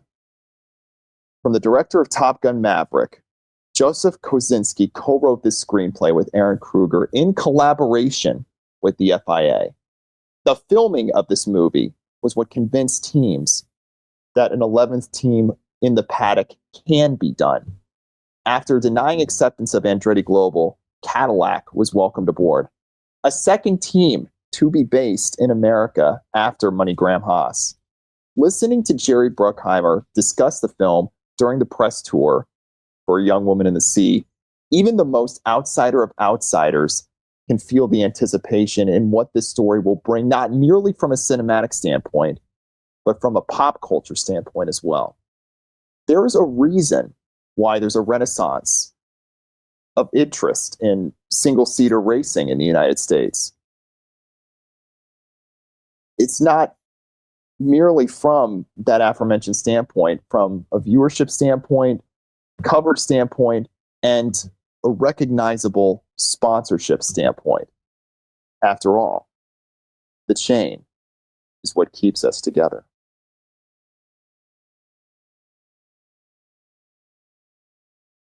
Right. So that is my most anticipated. And as a guy 93, think of the mannerisms in how the experiences that are going to be viewers going to be able to experience this on the big screen, not only in IMAX but D-Box, but not like D-Box, Dolby, and 40X. What's the one in Canada? Screen. Screen X. Yeah, Screen X. Seeing it in Screen X, if only we were fortunate enough here in the United States to experience that, because that'll be just like being in an F1 car. Yeah, we don't get shit. To a point. I mean, we get 70 millimeter IMAX for Sinners, but nonetheless, this is going to be something absolutely phenomenal, and I'm just so stoked. I mean, Tom Cruise even said it best. He's gonna go see it opening night, because after all, this is Kozinski we're talking about here. Oh yeah. Yep. And you know what will always make you mad is that there's never a sequel to Tron Legacy, and now we have Tron Ares. We could have fucking had the Kozinski Tron 3, and I will forever fucking be pissed off about that. Yeah. Oh man. But I'll also say this. When Liberty Media took over ownership for FIA and Formula One, they hired Brian Tyler to construct the new theme song music, and that absolutely slaps. So if you've never heard that before, I mean, if you need a reason to get hyped and a feeling to run through a brick wall, that's the one that's going to want to do it. Nice. Yeah. So definitely look into that. And yes, Umbreon, absolutely. That's also one that I'm looking forward to as well. But yeah, definitely look into it. And I mean, we've had a heck of a season so far. Oscar Piastri is currently leading the standings, and yep. So Max is now the hunter. I mean, he was the hunted, and now he's back being the hunter to get back into the swing of things and into the quest toward his 5th consecutive World Drivers title. Only Michael Schumacher before him is the driver that's achieved 5 World Drivers championships. And with McLaren now holding that grip on the World Constructors Championship, which from that team perspective is going to play a critical role in the story. That's something that really binds what teamwork is all about in the world of automobile racing. And that's what's going to be a real selling point, and one that viewers can really learn from, like I was saying earlier about being that outsider. So it's an exciting time. It's an exciting time in that aforementioned renaissance. So yeah, so definitely that's, and of course, beginning of the month, they're going to be, it's the first of 4 stops in the United States in Miami. Which will also be streaming on Disney Plus, by the way. That's the first. Oh, cool. Yeah. Anyway, what's next? Alrighty. What's next is and my ongoing saga of favorite things I like to hear about from an artist I could not give a shit less about, Drake filed an amended complaint Wednesday against Universal Music Group that claims the NFL's decision to ban the word pedophile from Kendrick Lamar's Super Bowl halftime performance supports his allegation that Not Like Us is defamatory. Honk, honk. Say Drake. It's almost like they edited it because they knew kids were watching. Like, Say Drake. you know what, Drake? I think you should just shut up and let all the negative heat be on Kanye West right now. Oh, Come on. Yeah, I'm so sorry I had to share that. I just literally couldn't. I saw it. No, first of all, I don't smoke, but I was like, you know what? I just feel like going outside and just sitting on a bench and just really smoking a cigarette and just staring into the void. What the actual fuck? Yeah, I know. A situation like that sucks. Anyway, moving on to WrestleMania. so you're a shot player. What a transition! Say his name, yes, and he appears. So we have a little thing to go through first. This is a great Yes. quote from Triple H that I appreciated. Yes. Triple H was being interviewed by Pete Rosenberg. He's like, it always makes me laugh in this day and age with old timers will do podcasts where they're giving away everything from their generation of the business and saying how terrible it is that these kids don't kayfabe today. So let me get this straight. You're on a podcast telling everyone all the non-kayfabe stuff and then complaining about there's no kayfabe today? Genius. That's Well done. If that's not a cheap shot at Conrad Thompson, I don't know what the hell is. Well, it's also kind of a cheap shot at people like Undertaker, who bitched vehemently about how soft the locker room was because they play video games and like nothing's whatever. And then now he's on his fucking podcast. I love the Undertaker, by the way. His podcast is fucking phenomenal. But he's like, yeah, this is all we did, by the way. And this, I'm like, you just bitched about. I don't think that was what he was. I mean, to be fair, I don't think that was the type of podcast he was referring to specifically. But Old timers talking about kayfabe stuff. well, I mean, the first thing that came to mind was like anything that, like it's like I was saying earlier about Conrad Thompson, anything that he does, and of course you think of 83 Weeks among other things. Yes, but Either way, Eric Bischoff, if you're listening to this, I'm sorry. I don't know what I did that caused you to block me on X all those years ago, but whatever it was, I apologize. Nonetheless, all right. So we are now on to the big topic that most of us want to talk about. Can I just give a quick shout out to a particular program talking about podcasting? Sure. RussosBrand.com, where the pros are the pros. Hey, you said you weren't sure why Bischoff might have blocked you. We might have just found out. Didn't even tag him. Anyway. Hey, man, they find out. All you need to do is type in Russo and he goes, no. But, okay, so... Bro. We're going to go through this just match by match, and we can just talk about it, because some got more going on than others. Yep, and I interrupted you. I'm sorry, go ahead. All right. We're just going to go through it as it was. The most obvious result of obvious results, Jey Uso won the world title. It's just he Uso. Day one. Yeet. And as me and Kiona found out yesterday, he is in Yo City. Yes. He's always in your city. It doesn't matter what city you're in. He's just in it. He is there. Yes. Yeet. Main event Jey Uso. In the starting match. Hey, no, to be fair. I know, that's the joke, and it was awesome. Someone said that, and I'm like, that's really funny. That was my friend Aaron. I look at that from a whole new perspective after Chris Jericho was on, I don't know what appearance he was. He was on Inside the Ropes when he was in the UK. And he was talking about, if you're not the main event, like you either want to be in the middle or you want to open the show. Because when he's talked openly about how the reason why he left WWE was how they handled his feud with Kevin Owens. And he said vehemently, if you're not in the main event, you want to be either in the middle of the show or you want to open the show. And I was like, okay, that's an interesting outlook, because you want to leave that type of a statement on the viewer itself. I agree. Yeah. So Just found it really funny that neither of the people that won the main event spot at Mania main evented at Mania. They just need to take that clause out of the Royal Rumble win now, because it's starting to get stupid. Just say you get a title shot. Stop saying a main event. Because I'm gonna be honest with you, I liked the matches I wasn't the hugest fan of one of the other Royal Rumble winner matches, because one of them had a person in it who was being stiff as fuck, and that match was awkward as hell because of it.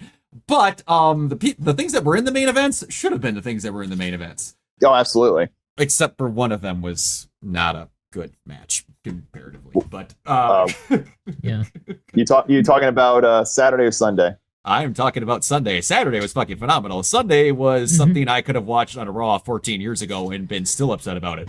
But anyway, going on to the second match. I don't know about that. Yes. Anyone where a world champion is thankful that the toothpick of Travis Scott is going to come down and be the intimidator, go fuck yourself. Anyway, going on to the world I have thoughts about that match. We'll get there. So weird. But the world tag title match, the second of two title changes, this match was just kind of okay. Yeah. Yeah, it was just like It was kind of just there. it was like, yeah, it's about what I expected. I'm like, oh, the New Day won. What a shocker. Yeah. Not bad, but not great either.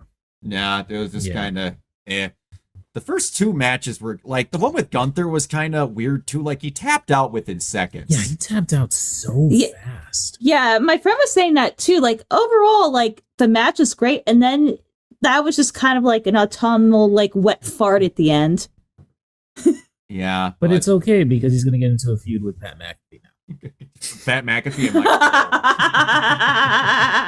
Cole. It's okay. And Michael Yes. Cole. They're Yes. gonna 2-on-1. It'll be a 2-on-1. Great. It'll be great, guys. Trust Yeah, us. it'll be fantastic. I mean, Michael Cole has competed at WrestleMania in the past. He has a Yes, better, he has a exactly. better record than Gunther. Ooh, Substantially substantially. better record than Gunther. Uh, But all right, the next match was Jade versus Naomi, which was all right. Like, the coolest thing was that Not fucking bad. electric chair into the stalled out power bomb that happened in the middle That of it. was crazy. that was nice. Yeah, and like, she got new music, which was cool. Yeah, Yeah. that's cool. I didn't dislike it. I just figured, they would have added a little bit more drama for like how intense it was. And it almost kind of felt like an afterthought. Yeah.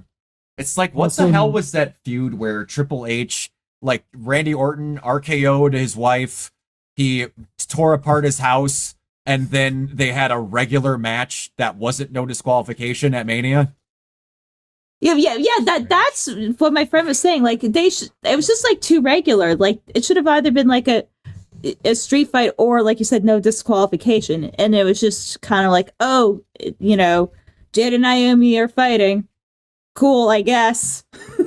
Maybe it's just not like, maybe just the build didn't work or something. Something was missing from it, though. I gotta say, I agree. Yeah. It made sense. And it made wasn't sense. the Weather Channel guy at the beginning. Jim Cantor. I actually laughed my ass off. I'm like, Jim! Oh, good lord. That was something. I like it made sense from a story construction standpoint, but I'm still waiting on. I think if the trend continues for next year, a potential super fight for Jade would be with Charlotte. That's a WrestleMania feud. I still think that next year they're going to do Jade and Rhea somehow, because the two powerhouses need to do something. Would it be cool? Would it be cool to see? Absolutely. But I think that the real money in that, from that athleticism standpoint, would be Jade and Charlotte. But yeah, no, I think it's just a showcase of, and I'll get into this later, but a showcase of why WrestleMania really is the showcase of the Immortals.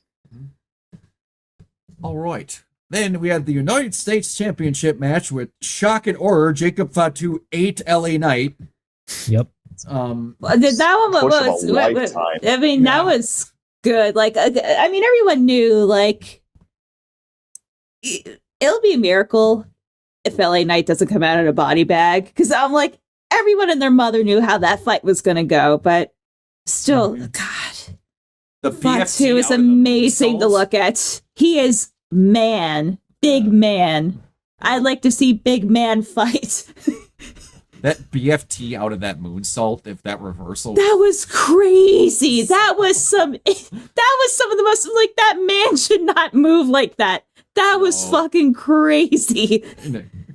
Like, those two needed to have more segments where they talked. LA Knight is one of my favorite rips. Like, he's the only one that's, like, straight up insulted Jacob Fatu. There was some line where Jacob was in the ring with Solo and Tama, I think. And then LA Knight was on the back. He's like, you stare at me any more time, they're gonna kick you so hard your nose will stop shaking. Yeah. Oh, LA Knight's fantastic. I love him to death. But yeah, so just rolling with the freaking title changes. And then we had okay, so spoiler alert, Chad Gable might be El Grande Americano. What? Really? I was What? waiting.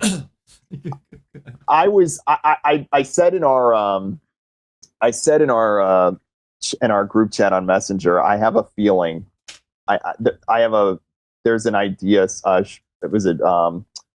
Was it Sean Ross was doing a live stream with Denise Salcedo, and he said this idea that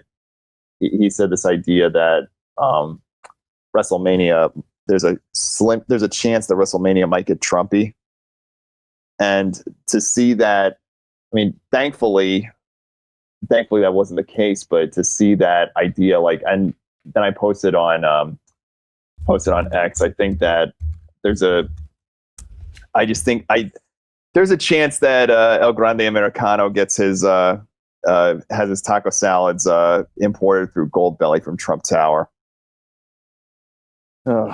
That's Well, here's the thing. Like, honestly, like, between me and my friend, like, that was the only prediction that we got wrong, which, in our defense, like, that was not the match that was advertised, and everything building up to it, you know, with Rey Mysterio saying that he was going to unmask him.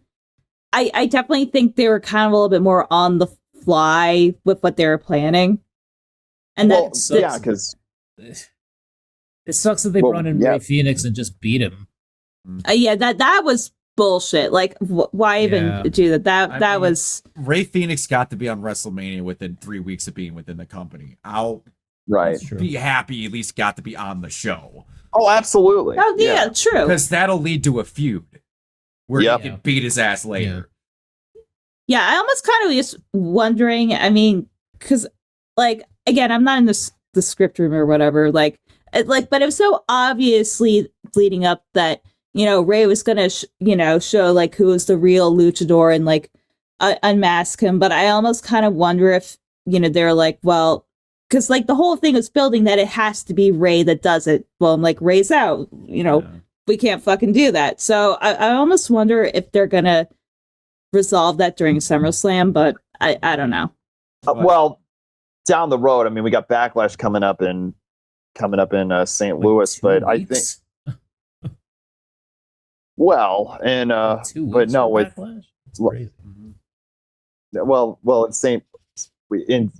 I think that, I mean, with Rey Fenix, like, if you were to continue to go down that route to do something more extreme, like, that's a good way for him to get his revenge, and they could go on, then they can go their separate ways afterwards.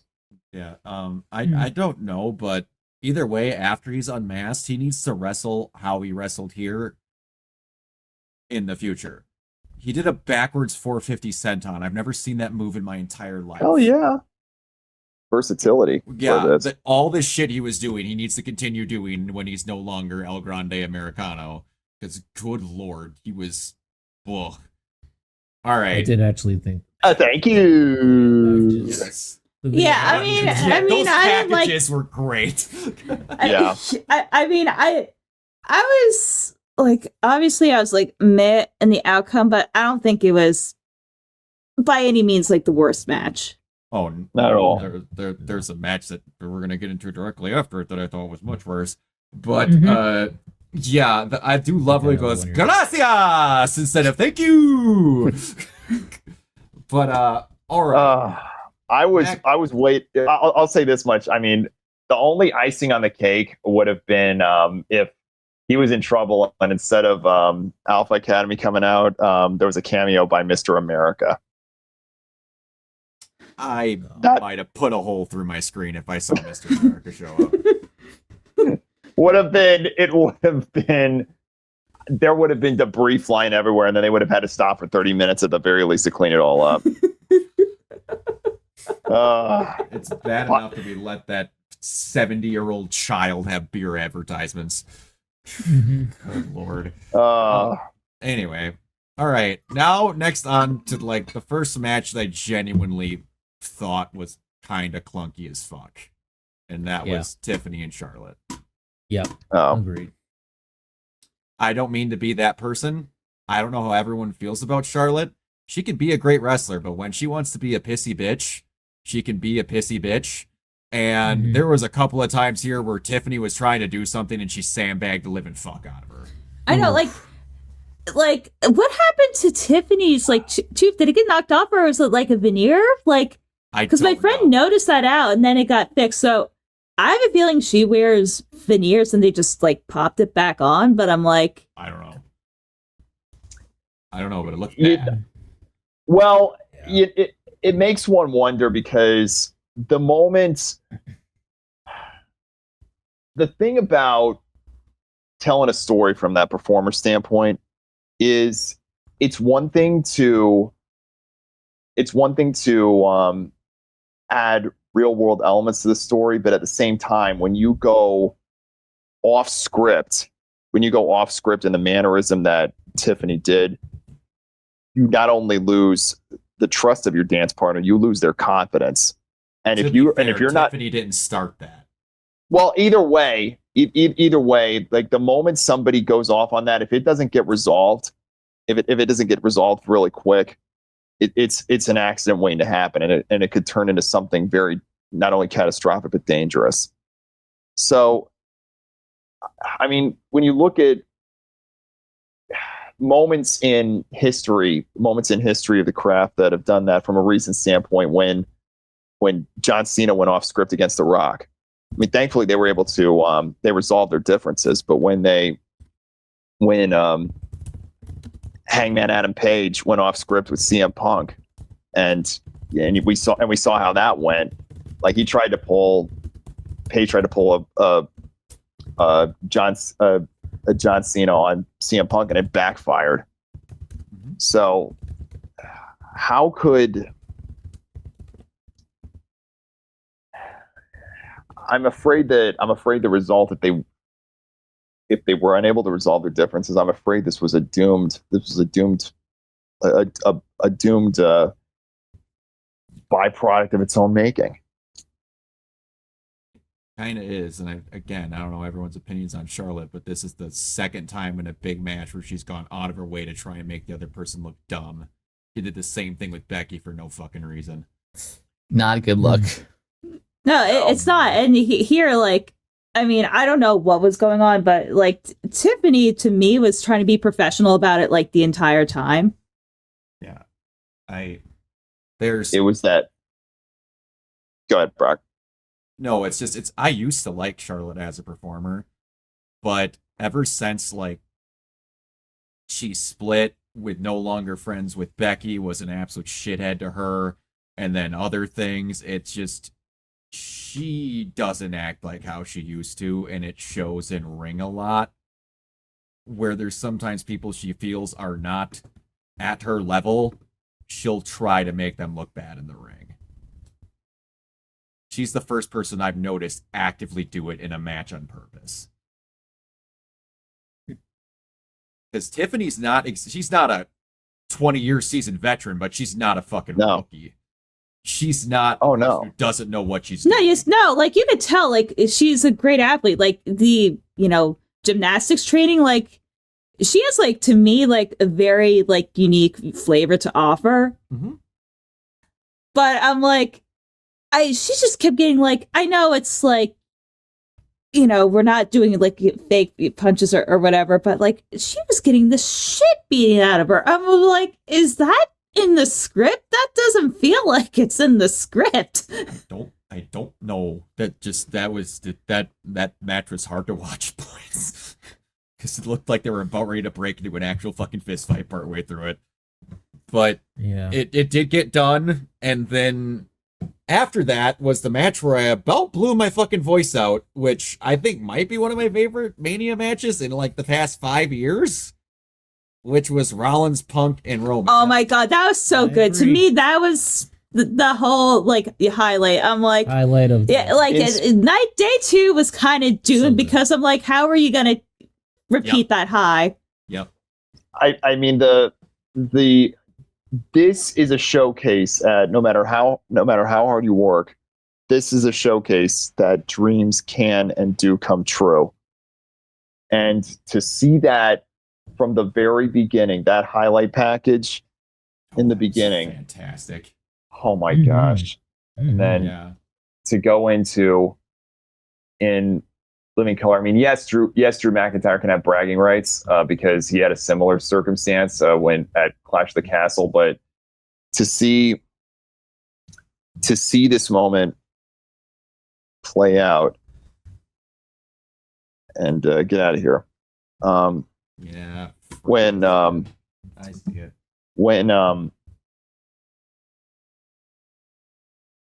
to go through all that and then the match play out like it did, and then at the very end to see Bill stand there in the ring, take a good look and say, I did it. One can genuinely feel the significance of that moment. Oh, absolutely. And I'm getting emotional just thinking about it because You could see him not hide his smile when the ref was checking on him when he was on the ground. He was smiling from ear to ear, just laying there after the match was done. yeah. Which, by the way, how that match ended, I was like, you fucking son of a bitch. Yes. Well, that whole entire match, I'm normally not a person where I'm like, okay, they got like 20 minutes left. I'm not falling for any of these falls. And then there was like fucking 10 of them where I'm like, oh my fuck, I thought he was actually going to get the win there. Like throughout the entire last half of that match was it. One thing that It's crazy. I pointed out to Kiona Yeah. was that ever since they got the new tables, I always joked that like that thing's built like a Sherman tank.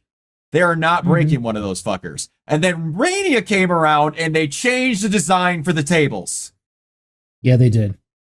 to make it so that they purposely popped off the hinges and broke easier. I'm like, you fuckers, both those tables are getting broken. I see what you're doing. God. Yep. Yeah, you Good can night tell. and thanks for coming. Yeah. That's the running gag when I was a undergrad at Full Sail. Like the joke was when you introduce the second commentary team sitting right next to you, you know that table's going to get broken. Oh, absolutely. Oh yeah. Oh, yeah, Yeah. rip table. Yeah. I love the way McAfee tried to sell it though, where he was like, "I didn't know that thing could break." Rick. Well, that was like because we've watched the Raws and like they're bashing people over those things and nothing's happening. It does not break. No, Yeah. the only thing that broke on those table was fucking JD McDonough's ribs when he cracked up against that fucker. Oh. Thankfully he hit his shoulders and not his fucking head or he'd have been dead. But the human Funko Pop. I love you, JD. You were one of the toughest motherfuckers I've ever seen. But yeah, that whole match was just ridiculous. And this is a thing where Punk and Rollins don't have resolved issues. They have real fucking issues. Mm-hmm. Nothing in that match showed you it. They're like, nope, we hate each other, but we're having a good match. I This is think what's going to they're happen. really good at working together. It's so funny. absolutely. It's like, yeah. I think it helps that they hate each other. Honestly. In a weird way, I think it kind of helps. Where they can bring out the real aggression, but they know how to not hurt each other, but they can make it look like they want to. Yeah. absolutely. So, but yeah, that was when that match got over. And again, that ending where I was screaming at the top of my lungs with the double low Oh, blows. I was like, I knew Paul Heyman was not going to go out as a babyface. Like, there's no way he's going to enter the twilight years of his career as a babyface. You know what I mean? Like, this is, yeah. But when It's that was great. when that match ended, I had two thoughts. I'm like, A, that deserved to be the main event. I'm happy. Yeah. And then B, John and Cody aren't topping that. No, I was like, Nope. I thought that absolutely no way. immediately. Insane. Yeah, I was like, I have a fun thing to say about Cody, the John and Cody match. Can I actually just say it without skipping ahead to like the actual like details? Yeah, if you want to say it quick. It quite literally put me to sleep. Like I started and I woke up. I was like, and I saw the bell. I was like, Yeah. oh fuck. I had to watch the recaps, and then my friend, like, he's not a late nighter, but Gio was like up to like 12:30 saying, "What the?" Because we both knew, but I was like, "Wow, that kind of sucked, actually." Yeah, but yeah, when that match was done, I got it. Yeah, when that match was done, I'm just like, great match. I was happy with the result. That's going to lead to some cool stuff. Tomorrow night's not topping that. And I was just like, that really sucks. Because there's nothing they're doing that's topping that. No, and like here's like a hot take about like WrestleMania. Like, I get why in 2020 they split it into like a 2-night event, but honestly, I know this is never going to happen, but I feel like a lot of this would have played out better if it was just one night. This would have played out a lot better if they had a 9-hour night that wasn't only 4 hours of matches. Well, and they realized that in 16 when was it? No, it was 19. I'm sorry. They realized that the year prior, because by the time they got to the main event, the card was so stacked. Yeah, everyone was worn out. Event. Yeah, no, and in a way, this is actually full circle because Punky Brewster's main evented night one of a buy one get one extravaganza. So and that's something that he can say, and that's, I mean, it was coincidental, but poetically, it was absolutely phenomenal. I know, because I feel like so many of these great matches, like, other than like, we'll get to the main event later, but a lot of them almost kind of felt like filler, and I don't think I would have minded it as much. Well, I mean, yeah, I'm just trying to be like generous here, but obviously, because it makes too much money, they're not going to ever go back to it being like a single night. I mean, SummerSlam's like 2 nights, and that's probably its own can of worms or whatever. Gonna end up being 2 nights, I can guarantee you it. And then, oh yeah, 100%, it is absolutely gonna happen. But if anything, of like a lot of these kind of mediocre to poo-poo stinky matches, it's just gonna prove, the most insufferable AEW fans right. Well, here's the thing. Half of what they probably had planned for this Mania went down the shitter when Solo Sikoa being the head of the new bloodline didn't work out. That's no, fair. I mean, you're not going to tell me they weren't going to try and run that till Mania. You're going to try and tell me that with a straight face. I believe it. I mean, it's like, could it have happened? They've been bleeding the bloodline for like 4 Manias in a row. They were definitely going to try that for the last Mania. No, I think there could have been a final chapter, but it could have gone one direction, but it didn't make sense to do it that way. It's like what Dwayne said earlier today on Pat McAfee. Yeah, big Dwayne who likes to show up when he does and cost me. Also, here's the thing, Dwayne. Shut the fuck up. Please shut the fuck up. Last year you went, Cody, I need to be in the main event of this already sold out show so that way we sell more tickets. this year, he goes, around Elimination Chamber, we were having some problems selling these tickets for the nosebleed seats that are roughly $20,000. So I think if I made a decision to change a match, that would help us sell those seats that people can't afford. Rock, shut the fuck up. I'm so fucking sick of you trying to act like you know everything. I can You are see actively making me hate you. that's why he's the final boss and you're not. That's why he's a final idiot. Yeah, the final boss who can't even show up, so we have fucking So we get Travis Scott. I know. What in the world? Well, we're gonna get to that when we get to that. We're gonna start out with stuff that I actually liked. So we ended night 1 with a triple threat match that was fucking spectacular, and we started night 2 with a triple threat match that was fucking spectacular. That triple threat match with Io Sky, Bianca Belair, and Rhea. Oh, that's crazy. Like, I so knew good. Io was gonna pull it out, so and it played out exactly how I Fucking thought it right, was Joe going Springle. to play out. But God, was it not fucking awesome to watch? Yeah. Yeah, it was a really good match. It was fucking perfect. Like you got the result that was needed. Bianca and Rhea got to have all their hits in, and it was really good. Yes. It was a Like- perfect. And like, here's the thing that's like crazy. Like, that storyline is rather new, and I thought it was kind of done better than the Cody Cena one. Yeah, because you had a lot of build going into it. I know. Wow, what a concept, right? It's crazy. It's why the Cody Yeah. one was really good in the earlier year. But also here's the thing.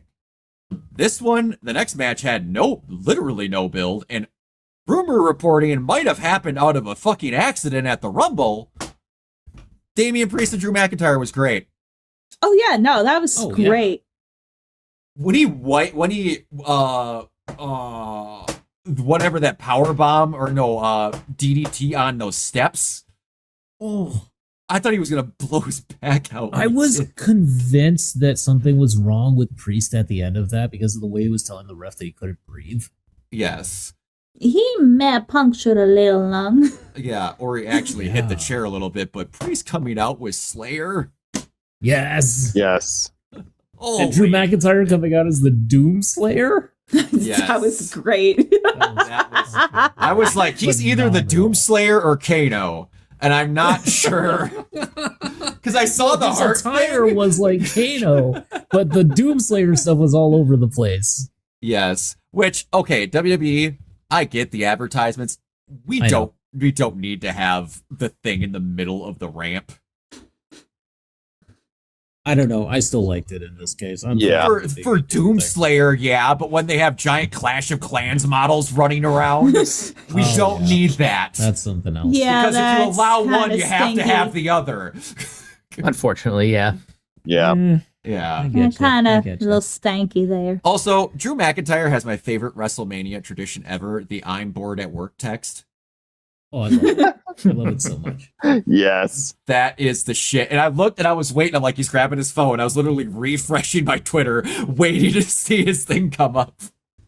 Oh, it's great. And then the match that did not go how I thought it was going to, Dirty Dominic Mysterio is the Intercontinental Champion. You know what? Like, this is how like weird this Mania was.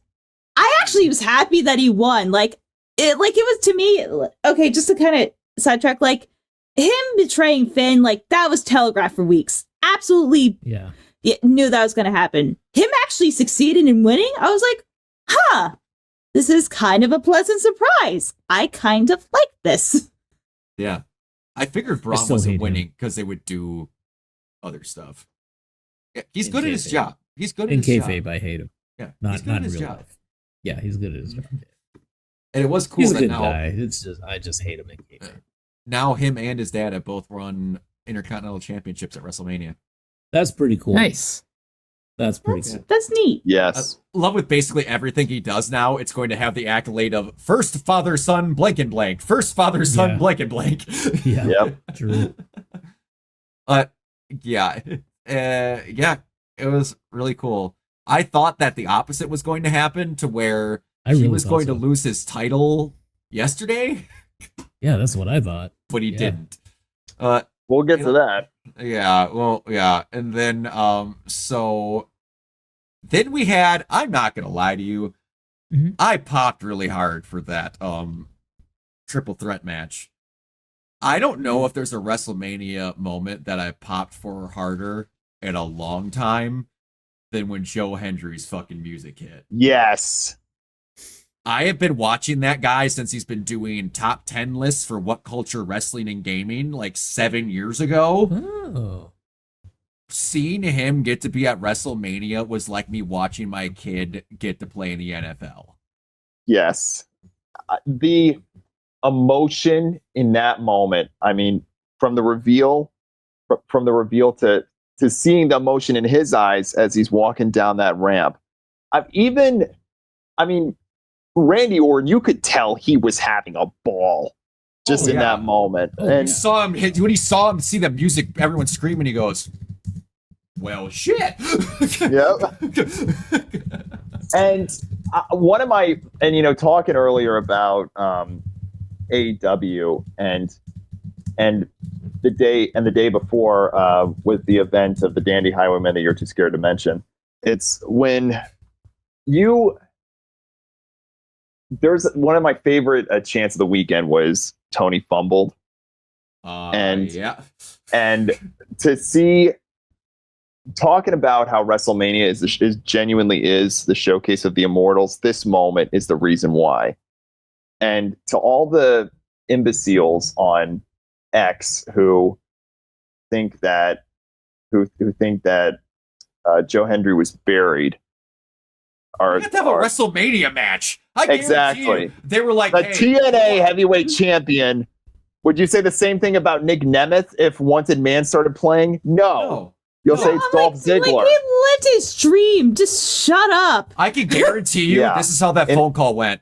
Hey, Joe, we're thinking to have you at WrestleMania with Randy. He's probably going to beat you in 3 minutes. He goes, how fast do you need me there? Like, To the Batmobile. Yeah, and there's a reason why Penn and Teller were doing promos in NXT. Just look up Penn Jillette's promo about on their BS program talking about abundance of food. That final line that Penn says. That's all you need. That's all you need to know to those people. I mean, just think about it. I'll go from what's the word I'm thinking of? Revitalized rendition of a song that Ron Killings once sang. TNA, Access TV, and it's right here for WWE. We've been waiting for y'all. We gon' knock your blocks off. Cause we got prime time, our time coming on top at TNA, and so on and so forth. But anyway, that moment showcases why WrestleMania is the showcase of the Immortals. It had it all. That's a moment that will live with us forever. oh, yeah. I had a friend who went to WrestleCon and all that shit that was there. And he asked me for some stuff. I'm like, okay. I was like, well, would you want any autographs? I'm like, see, Joe's on that list. I'm like, if you get any way to get me Joe Hendry's autograph, I'd like lose my shit. And then he sent me the picture of it and sent me a picture of him posing with him. I'm like, the only thing better would be somehow if he got on the card, but it is what it is. And then all of a sudden, that music hit. I went, fuck! and then like fucking maybe 2 minutes later, I get a video message of him like recording, waiting to see who comes through the tunnel because he went to Mania. And I tell you now, it was just of noise. That whole fucking building exploded. Oh yeah, when Joe's music hit. Say his name and he appears. Oh, it was so good. And there's people who are like, they didn't even get that big of a fuck off. They're like, it could have been anyone else. Fuck no. This was perfect. Absolutely perfect. All things considered, with what happened, and like, there's not shit you can do about that. This is why I think back to, I want to say it was 1999 when there was a meeting. I want to say it was in Daytona Beach. Big Bill France Jr. had a meeting with both Tony George and Roger Penske, and what happened was this is right in the height of the split of American open wheel racing, and the IRL, the Indy Racing League, created its own faction from the championship automobile racing team's CART, and the centerpiece of the IRL was the Indianapolis 500, and Tony George, not Tony George, Big Bill France Jr. looked at Roger Penske and he said, and he pointed at Tony George saying, he's got the event and you're going to lose the war. Like, that's what WrestleMania is. That's why WrestleMania really is our Super Bowl. Moments like this. Anyway. Oh, I agree. And then going on to, going from a really cool person to a fucking douchebag, Logan Paul beat AJ Styles. Oh, that was such fucking bullshit. And I literally, I actually tuned out for the match. I was like, oh, cool, call the midwives on. I'm going to watch that instead because I just refused. There's a reason why at WWE The World, they added a way where you can take a chair and... I saw that and I was like, I love that. Whoever came up with that, give them all the money. Oh, absolutely. Yeah, that was fucking perfect. I was so happy about that. I was like, that's how you sell stuff right there. Except give me more than a chair. I want to sledgehammer that fucker in the face. But yeah, give me the goddamn fucking table. Jesus. Give me all the tables. Like we're Buffalo Bills fans. Fucking throw the fake Logan Paul down on that table. Oh, I would love to do that. Oh. Steven's gonna love you. Anyway, no, it's no, and Bill's that's Mafia. That's right. Coming soon. But anyway, but yeah, no, it's like, I mean, Logan Paul can perform. He does have versatility and talent, but he doesn't deserve to be pushed like he is. He doesn't. He just, honestly, like, yeah, he can wrestle, but like, his shit is so basic. Like, he has like no kind of like charisma at all. Like, I don't get excited to see him. Like, I don't even like love to hate him. Like, his entire presence is just an annoyingness. Irritating. He's fucking irritating. I mean, let me ask you this though. I mean, in the sake of going, he's gone toe to toe with world champions in the past, but it just makes one wonder how he would go toe to toe from a legacy standpoint. How he would do against former world heavyweight champion David Arquette. I would prefer David Arquette. Yeah. Yeah. I would prefer Eugene at this point. And charisma do not go together. No, they don't. Nope. They really don't. Like peanut butter and asshole. Charisma, when you think of... Oh no! I broke Brock again. Oh no! Hey Brock, I know a great movie you can watch. No, we're just ending it there. Whatever thought process entered your brain, boom, it's going over there. And I was gonna get Jesus peanut butter Christ. ice cream after this. My God. Fucking.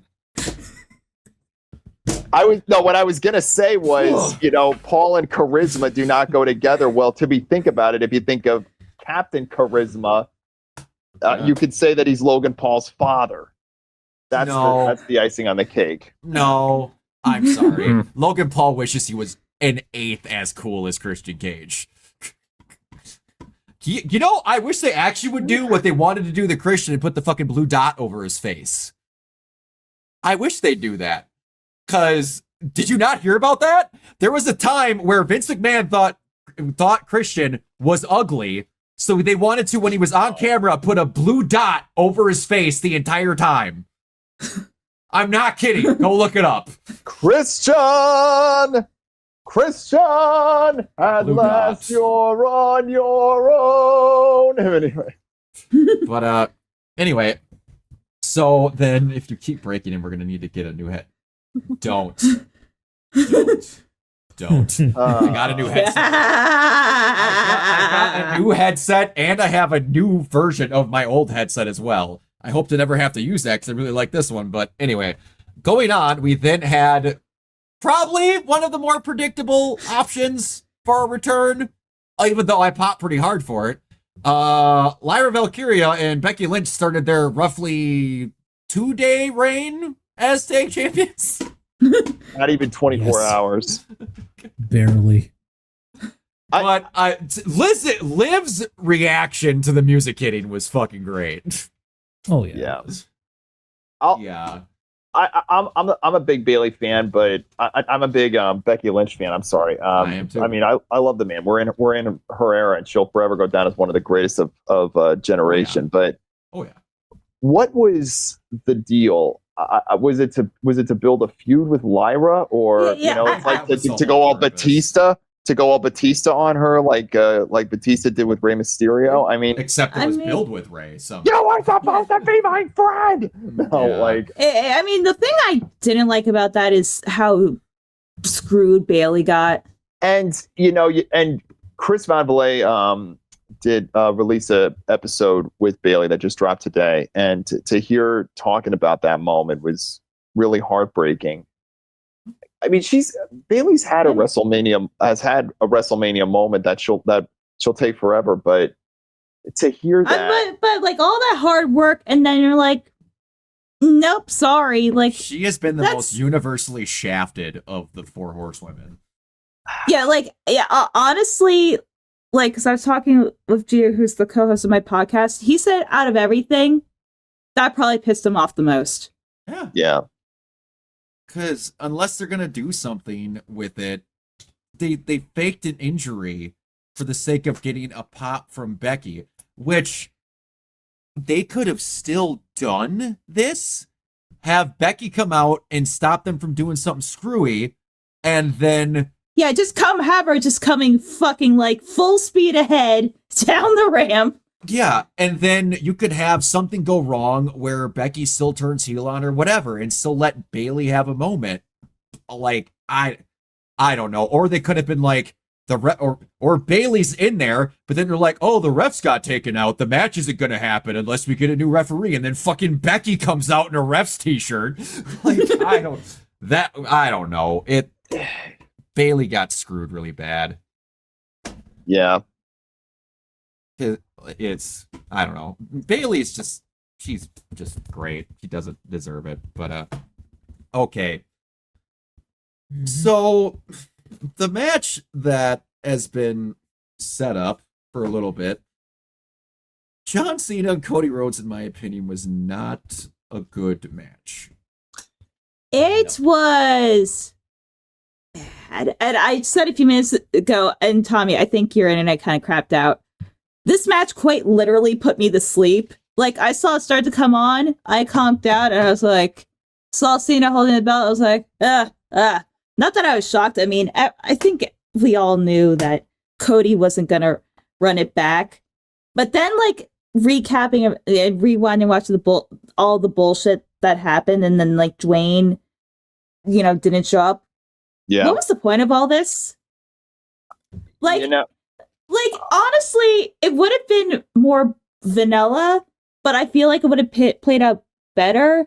Like, I think at this point, Cena turning heel was a big fucking mistake. Like, personally, like, I feel like this would have played out better is that, Cody did take the deal, and then he could be the, representative of the final boss. So therefore, Dwayne doesn't actually have to fucking show up. And then, he was like Icarus. He flew close to the sun, and then Cena's got to put him down. Like, I would have rather watched that.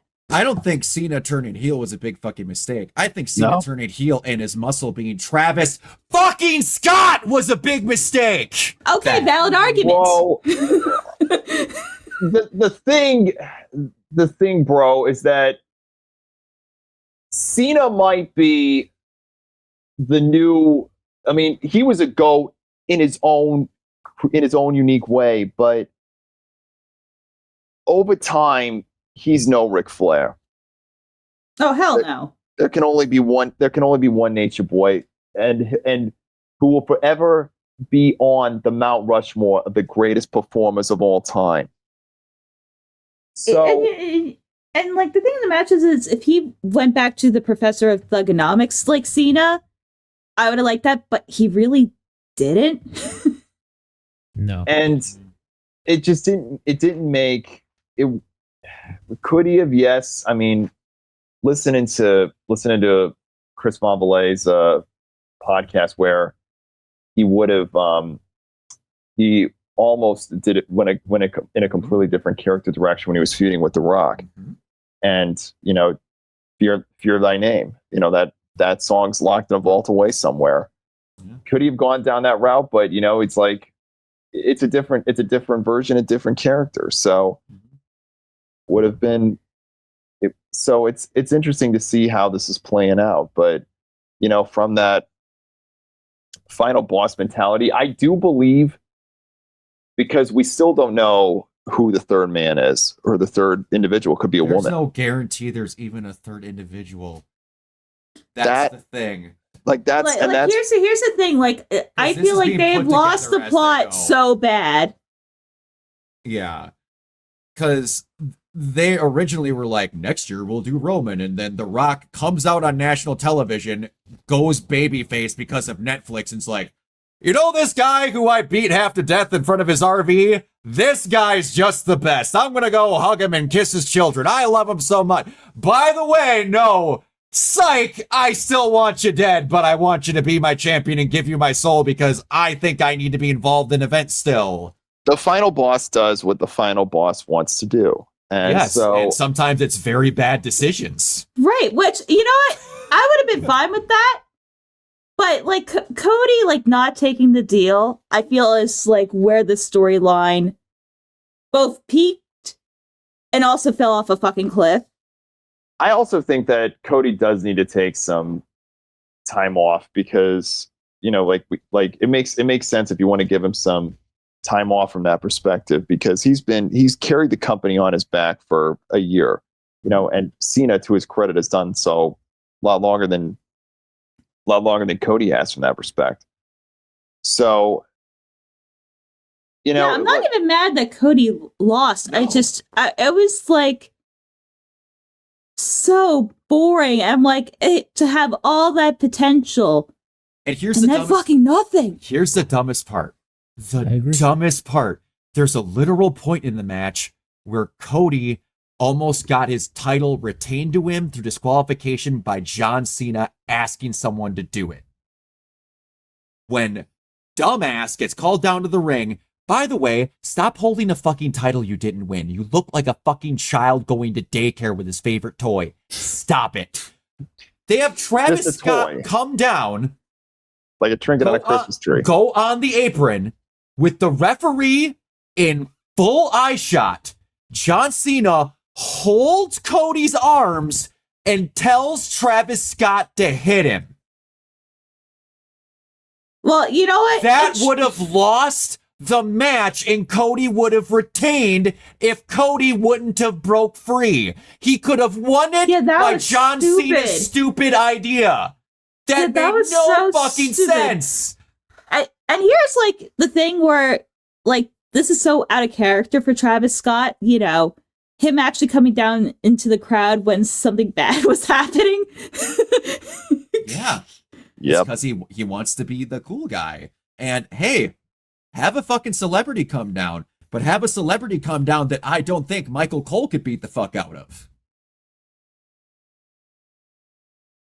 And if we're going to have a person where John Cena's happy to see his reinforcements come, don't have it be a guy who was skinnier than me when there were claims of my mom not feeding me when I was in middle school. This guy's not intimidating. He's not cool. His theme that plays for Raw doesn't actually play for Raw ever.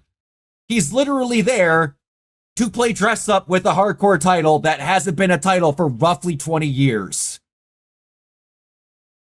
And then be in shots that are of wrestling history that would look worlds better if he wasn't standing there looking like a moron.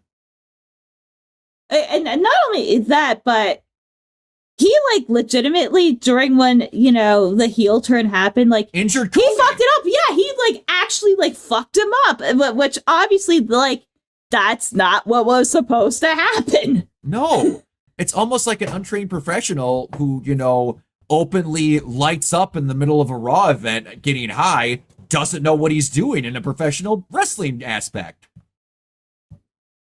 Fucking shocker. And here's the other one. I know this is wrestling. Hey, Kiona, you watched last year's main event, right? Yeah. Remember when Cody took roughly 79 spears, a rock bottom, 2 Samoan spikes, and he lost with like 3 AAs here? Yeah. He literally like took the equivalent of a wrestling atomic bomb and kicked out. And here he got thrown on his back from 3 feet in the air 3 times and lost. They also had a way more interesting, like, you know, bunch of guest stars come out last year. They did. Now here's the thing. I have one giant problem with that match last year. I know. But I love. No, not even that it was a lot. I wanted it to be much more a lot than what it was. Yeah. Because listen, The Rock changes the rules on night 1 to where fuck you, what I say goes. The next night, it is bloodline rules, meaning anything goes. They have a regular match for 20 minutes. 5 people come out and the match ends. Why on God's green earth, if there was no disqualifications instantly, did Roman not come out with the entire fucking Anawahi family and kill Cody? Why didn't Cody come out with the entire locker room and kill Roman? They did nothing that would justify the bloodline rules part of it until the last 3 minutes of the match. I mean, if you were to go down that route, you'd have to throw in the 153rd Airborne for the kill. But that's it. After I thought about that after the match, I'm like, and how can what are we anything doing? in the entire landscape of the craft of sports entertainment top that? I don't There's know. no way. No, There's no way, and everything would look like would look child's play. Yeah, it's Well, just I mean, but it would have been anything would have been better than just having Travis Scott come out. yes, having I anticipate that this is going to be me. You just have Travis Scott just randomly appear. It's like Every WrestleMania, Travis Scott comes. he did essentially nothing. Yeah. He didn't do anything the first time other than, you know, fuck Cody in the face. Well, no, like he didn't even distract him so that John could hit the whatever and it wouldn't have happened if he wasn't there. Cody still had the interaction and saw it coming, and then they had a whatever. Yeah. He saw it coming. Travis didn't even cause a distraction. They literally just got him on camera to make him happy and then got him the fuck out. That was so stupid. If there was some third man, that would have been the time to introduce him. Yes, but if you did that, then then the final boss would probably air on the Titantron and just go. Yeah, and that would have been worlds better. Yeah, well, literally, don't even have to be World's here. better. Just have him, in a rehearsed, pre-recorded message. That would have been fine. Or he did it last year at Mania. They could have went, hey, Cody, by the way, it's no DQ now when John Cena can shoot you. Like, anything! He changes the rules that night. Why the fuck didn't he change them this night? And suggest that John Cena goes to prison for murder. He already had a storyline where he got stabbed in a nightclub. You telling me this is the first time? That was in 2004. And it still happened with the same guy. But it's like, if you can make the aspect that he can change rules on any night because he's on the board, your ace in the hole is Skinny McSkinnerton? Stop showing him, please, for the love of God. And you know what? This is the second time Travis Scott has ruined a major live event. Do you guys remember the Super Bowl a few years ago? Oh, and this is the fourth time. Yep. And they played Sweet Sweet Victory, and then it fucking cut to Travis Scott. Yeah. Ooh. I would have preferred SpongeBob. That is the one time where almost every adult. My name's Rick. Yeah. Every adult I knew was like, yes, I would like SpongeBob more than the currently horrendous actual singer we have going right now. Just, oh. But you know what, Brock? There is one silver lining that happened last night. The match ended? Well, other than that, no, on Raw, God, I fucking love Randy. Randy Came out like a motherfucker in the back. Just like out of nowhere, like a fucking Jack in the Box. Yes. Yep. I'm so looking forward to that because Randy Orton is going to eat him alive on the microphone. You can't tell me he hasn't has 5 years of shit stored up. Did I mention that Backlash is in St. Louis? Yeah. Oh yeah. Yep. Yeah. Randy Orton's hometown. He's gonna make him lose in his hometown. One of the probably 4 times he's going to wrestle before he gets out of his whatever. One final match between Cena and Orton. Yeah, because they didn't wrestle a whole lot back in the day. It's going to be a good first time. Yeah, what stipulation would it be though? I mean, they've gone St. Louis street fight. Nah. Now parking lot brawl would give A Cena home custody field of advantage. Travis Scott ladder match. Whoa, no. Custody. And Travis Scott is the ladder. Yes. No. Custody papers on a pole. That's how you would do it. No, I want Travis Scott would be smaller than the papers. Like we need to like I want it to be we want to know what I want? Travis Scott can come out there. You want to know what needs to happen every single time, even if the person loses against John Cena? Travis Scott needs to get the holy fucking hell beat out of him every time. You know that because parking lot brawl is John Cena's specialty. Like that gives him home field advantage no matter what you do. But the question is, who would you put against him in that showcase? Randy. Did it with Eddie Guerrero. He did it with JBL. So would Orton? I mean, Punky Brewster would be the one that comes to mind because you know that's coming. Yeah, it'll probably happen yeah. at SummerSlam. Yeah, that makes a lot of sense. But That's what God, man, they cult the personality on a pole match. I don't Bro. I don't fucking know. Yeah, you know what would be great? This is interesting. New York rules. This is probably illegal, but what if, have you guys ever seen like that one gif of like the Japanese mascots running around with the explosions? Oh yes, I have. What if we did that and then John Cena could reenact his swan times in the Marine? Oof. What was that? Was it an electric cage match? What was that? What was that one that I think it was an electric cage? It was in TNA. I have no idea. Yeah, I'll find it and put it in our group But chat, yeah, I don't think the modern WWE would have like the balls to actually set off like small incendiary explosions. it would if I had an idea for a feud, like because it would have made sense if they did it with CM Punk and Drew McIntyre. Like my story would have been if like there's going to be a stipulation and Drew and Adam Pearce are backstage and he says, "Oh, what's it going to be? Hell in a Cell?" And Pearce looks at him and he goes, "You better pray for Hell in a Cell."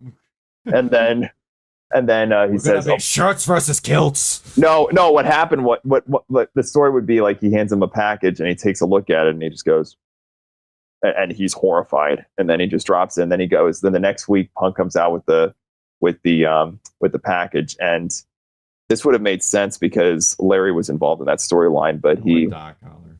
Yeah, and he pulls out a dog collar. Yeah, like that would make sense from a standpoint of. Could it happen with Seth? Probably, but it wouldn't make as much sense as it would have if they gone with Drew. I mean, because Hell in a Cell or Rage in a Cage is something to that effect is going to be coming at Backlash. But the question though is what? Yeah, blood. Tonight's match will take place under St. Louis rules. which basically means there are no rules. Which basically means don't be on 3rd Street after dark. But okay. This has been going for a while, so yes. Yeah, thank you everyone who tuned in. I greatly appreciate it. For as much as we had a lot going on tonight, this actually flew pretty well. I didn't realize we were damn near going for 3 hours. But time yeah. flies when you're talking shit about Travis Scott. And, bro, let me tell you something, Get that bro. on a t-shirt. Yeah, Time get that. flies when you're talking shit about Travis Scott. Put that on russosbrand.com. Where the pros are the pros. Can I just say hats off to the person that wrote the sign that said "My way is greater than Fiend"? No, I want hats off to the sign where it said Hogan fears unions. I was about to say that. Oh my god. Who was the genius who did that? Who did that? My favorite sign, bro, was this weekend financially ruined me. Yes. Oh yeah.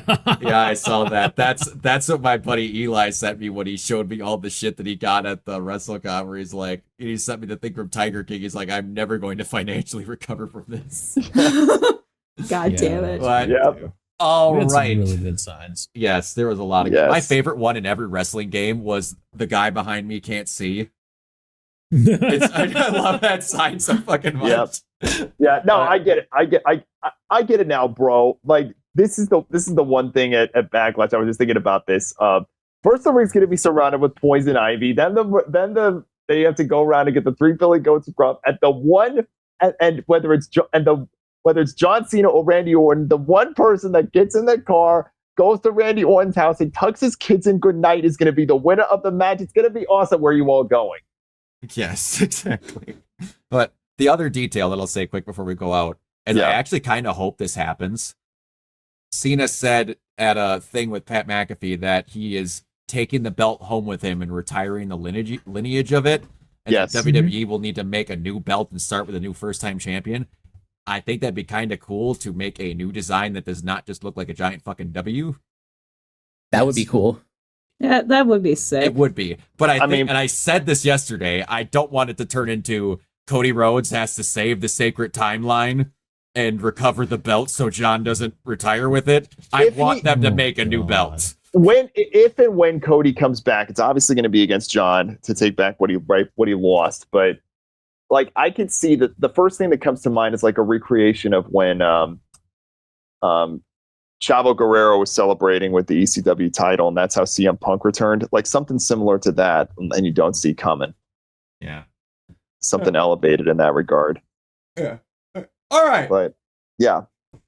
We are going to head the heck on out of here. So I want ice cream. Yeah, I do too. And cookies. Bree, where can everyone find you?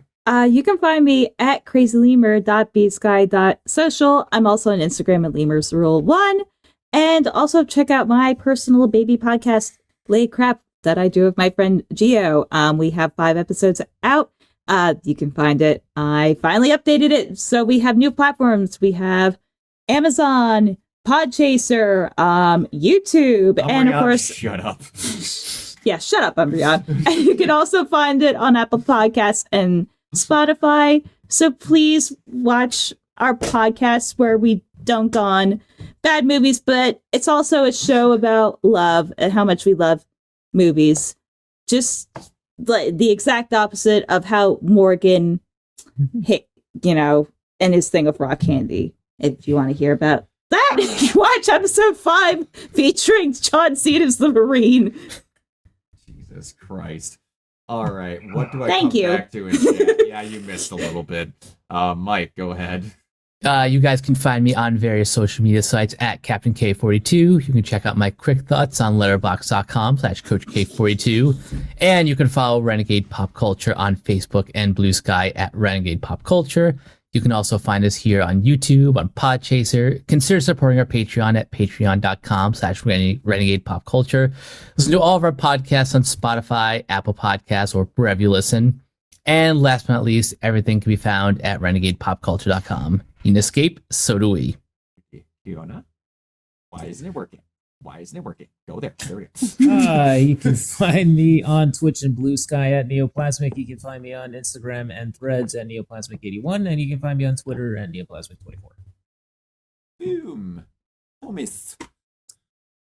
Bree, what would you do if it all ended tomorrow? Anyway, Time running out. Yeah, Ain't no more you can borrow. Yeah. Tom, I don't know. So I many just kind paths of and so many vibe. follow. I'm just kind of vibe. Just vibing. That album's a fucking banger, by the way. yes, criminally underrated and a generational staple. Yes. You can follow me at Elon's Place, aka the website formerly known as Twitter at T_Hughes35, Blue Sky at Thughes35.bsky.social, YouTube, Instagram, Letterboxd, Snapchat, Threads, Linktree at the T-Money35. Be sure to follow me on my second Instagram dedicated to cooking at Cooking with T-Money. And if you live in the Hartford County area, the Connecticut Science Center is currently home to the science behind Pixar. Here you will be able to learn all about the science, the technology, the engineering, and the mathematics that Pixar's talented artists have utilized in creation of the movies we love. Don't miss your chance to come face-to-face with life-size recreations of your favorite Pixar characters, including Buzz Lightyear, Dory, Mike, Sully, Edna Mode, and Wally. It's an unforgettable journey into the creativity, science, and technology that makes Pixar movies so magical. Right now at Cinépolis, our featured adult beverage is the spicy strawberry margarita, perfect for your screening of Sinners. This margarita flavor features your choice of tequila, strawberry agua, and a jalapeno-infused lime juice. In addition, our new menu has been unveiled.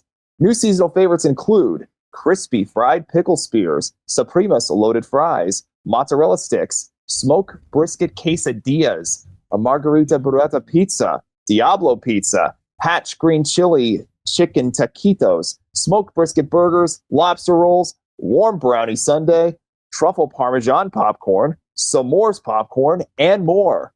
Check the Cinépolis website to find the location nearest you and enjoy the quality of fine dining as you view the latest cinematic release. Apologies to Matt Donato. Brock will try and reschedule you for a later date. Oh, jeez. No promises. My memory is bad. I'm getting old. The balding's happening, people. It's getting there. At least you have hair. What? What? Excuse me? Ignoring that bullshit statement. All right, you can find me everywhere at Organoid Zero, mainly on Twitch and YouTube. If you like cosplays and you can find me on my Instagram at Organoid Zero, where the latest thing will be at the Devil May Cry S Convention Midwestern Gaming Classic that I just went to in Milwaukee. You can find me on the other podcast with my buddy Eli, the Geeking Up podcast at Athlete Geek 89, which, Eli, if you see this, thank you again for getting me a Hendry's autograph. That was awesome. I cannot wait to get that thing in the mail. And yeah, until next time, we will see you all later. Bye. Bye.